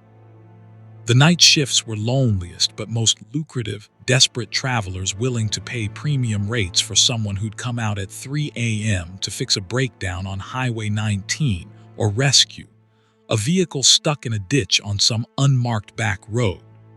Thomas worked alone, preferring the independence and keeping all the profits rather than managing employees. His truck carried comprehensive tools, diagnostic equipment, spare parts for common problems, and a small generator for situations requiring power. He could handle most issues on site: jump starts, tire changes, minor repairs, fuel delivery. For major problems, he'd arrange towing and provide transportation to the nearest town. The work was physically demanding but satisfying, helping people in their worst moments, being the difference between a minor inconvenience and a dangerous situation. February brought harsh weather, ice storms coating the mountain roads, temperatures hovering around 20 degrees. Thomas's phone rang constantly, overwhelmed drivers sliding into ditches, batteries dying in the cold, fuel lines freezing in older vehicles. He worked 18-hour shifts, grabbing sleep in his truck between calls, sustained by coffee and the knowledge that people depended on him. On a Saturday night, the third weekend of February, he received a call around 1:30 a.m.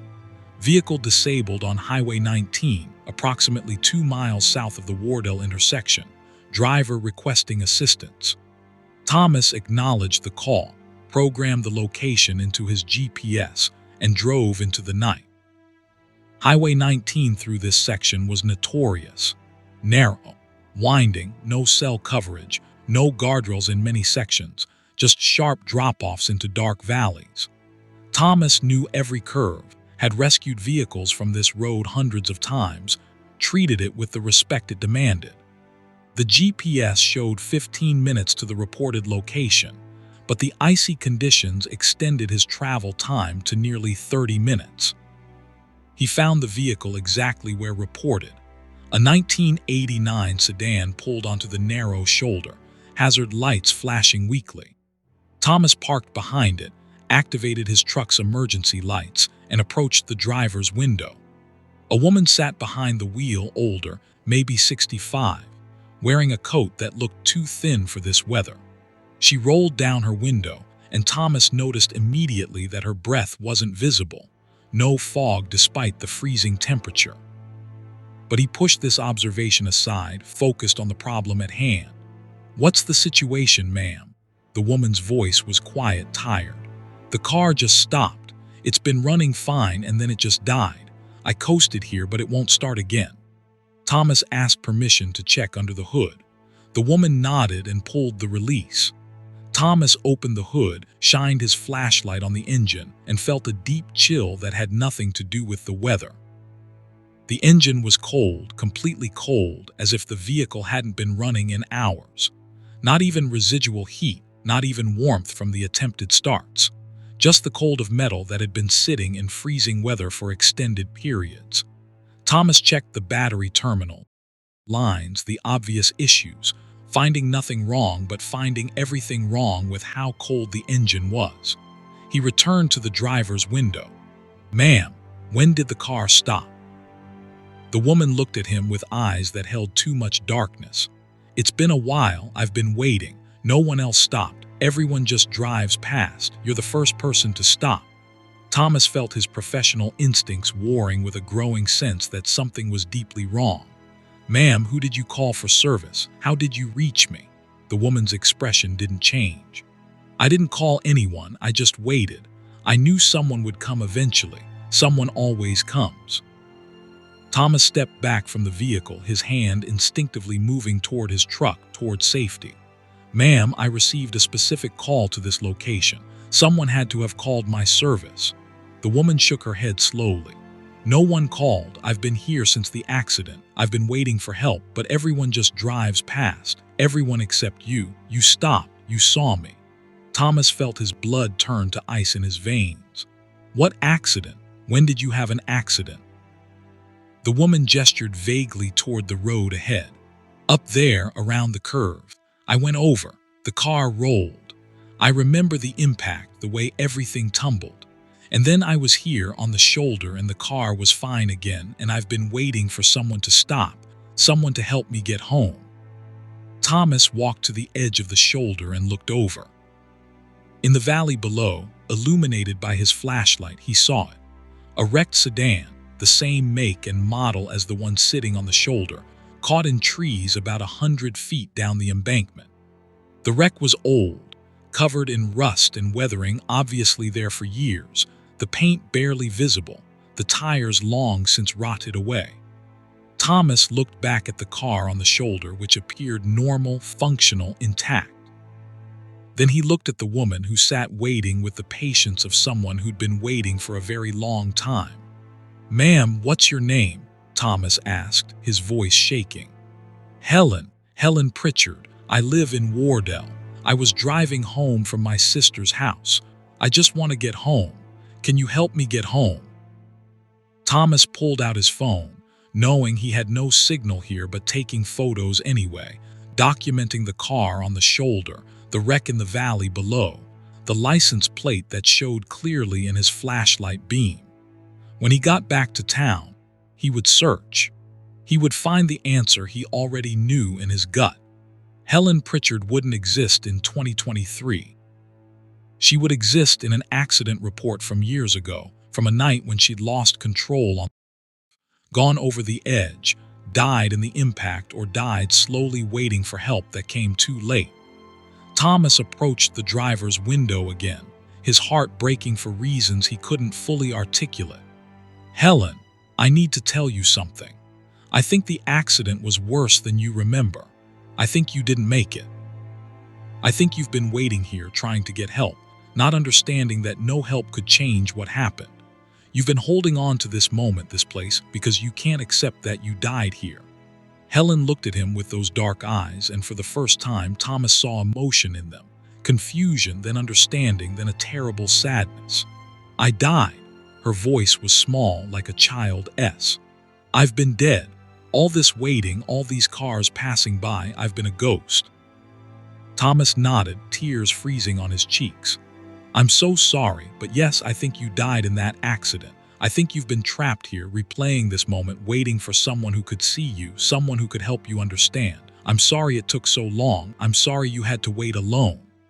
Helen sat silently for a long moment, processing information that should have been impossible to hear. Then she spoke, her voice stronger. "My sister, Jane, in Wardell. Does she know what happened to me?" "Did someone tell her?" Thomas promised he would find out, would make sure Jane knew, would honor Helen's memory. "You can go now. You don't have to wait anymore.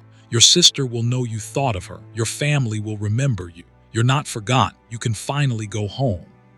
Helen smiled, the first time Thomas had seen any expression on her face other than patient waiting. "Thank you. Thank you for stopping. Thank you for seeing me. Thank you for helping me understand." The car began to fade, gradually becoming transparent, Helen's figure dimming like a light losing power. Thomas watched as the vehicle disappeared completely, leaving only empty shoulder tire tracks that vanished as he watched, and the deep silence of the mountain night.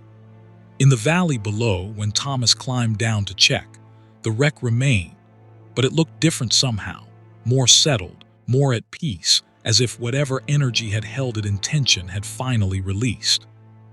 Thomas called the sheriff's office from town, reported finding an old wreck on Highway 19, provided exact coordinates.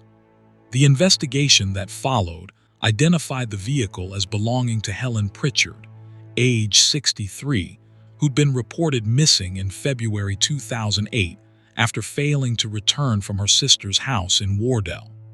Her vehicle had never been found despite extensive searches. The family had eventually held a memorial service and tried to find closure without knowing what had happened. The sheriff quietly contacted Jane Pritchard, who was now 72, living in a nursing home in Tazewell. Thomas asked permission to speak with her, and the family agreed. He visited Jane on a Tuesday afternoon, told her that her sister's vehicle had been located, that Helen had died quickly in an accident, that she hadn't suffered long.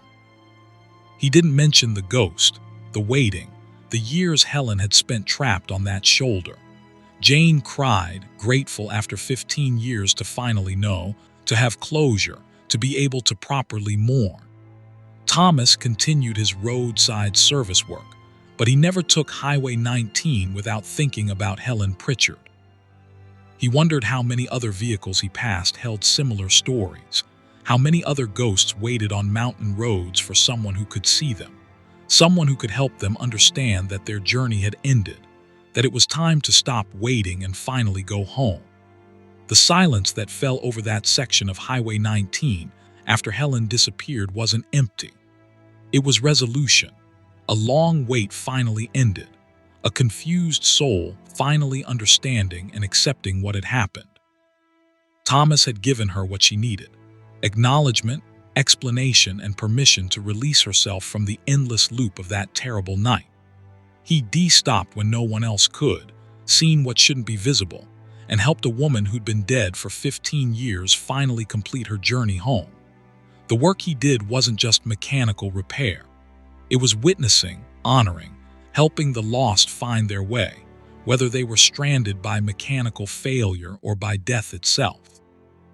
The mountain roads held both kinds of lost travelers, and Thomas had learned he was called to help both, to be the person who stopped, who saw, who provided assistance even when that assistance was simply telling someone the truth they needed to hear. You can stop waiting now. You can let go. You can finally rest.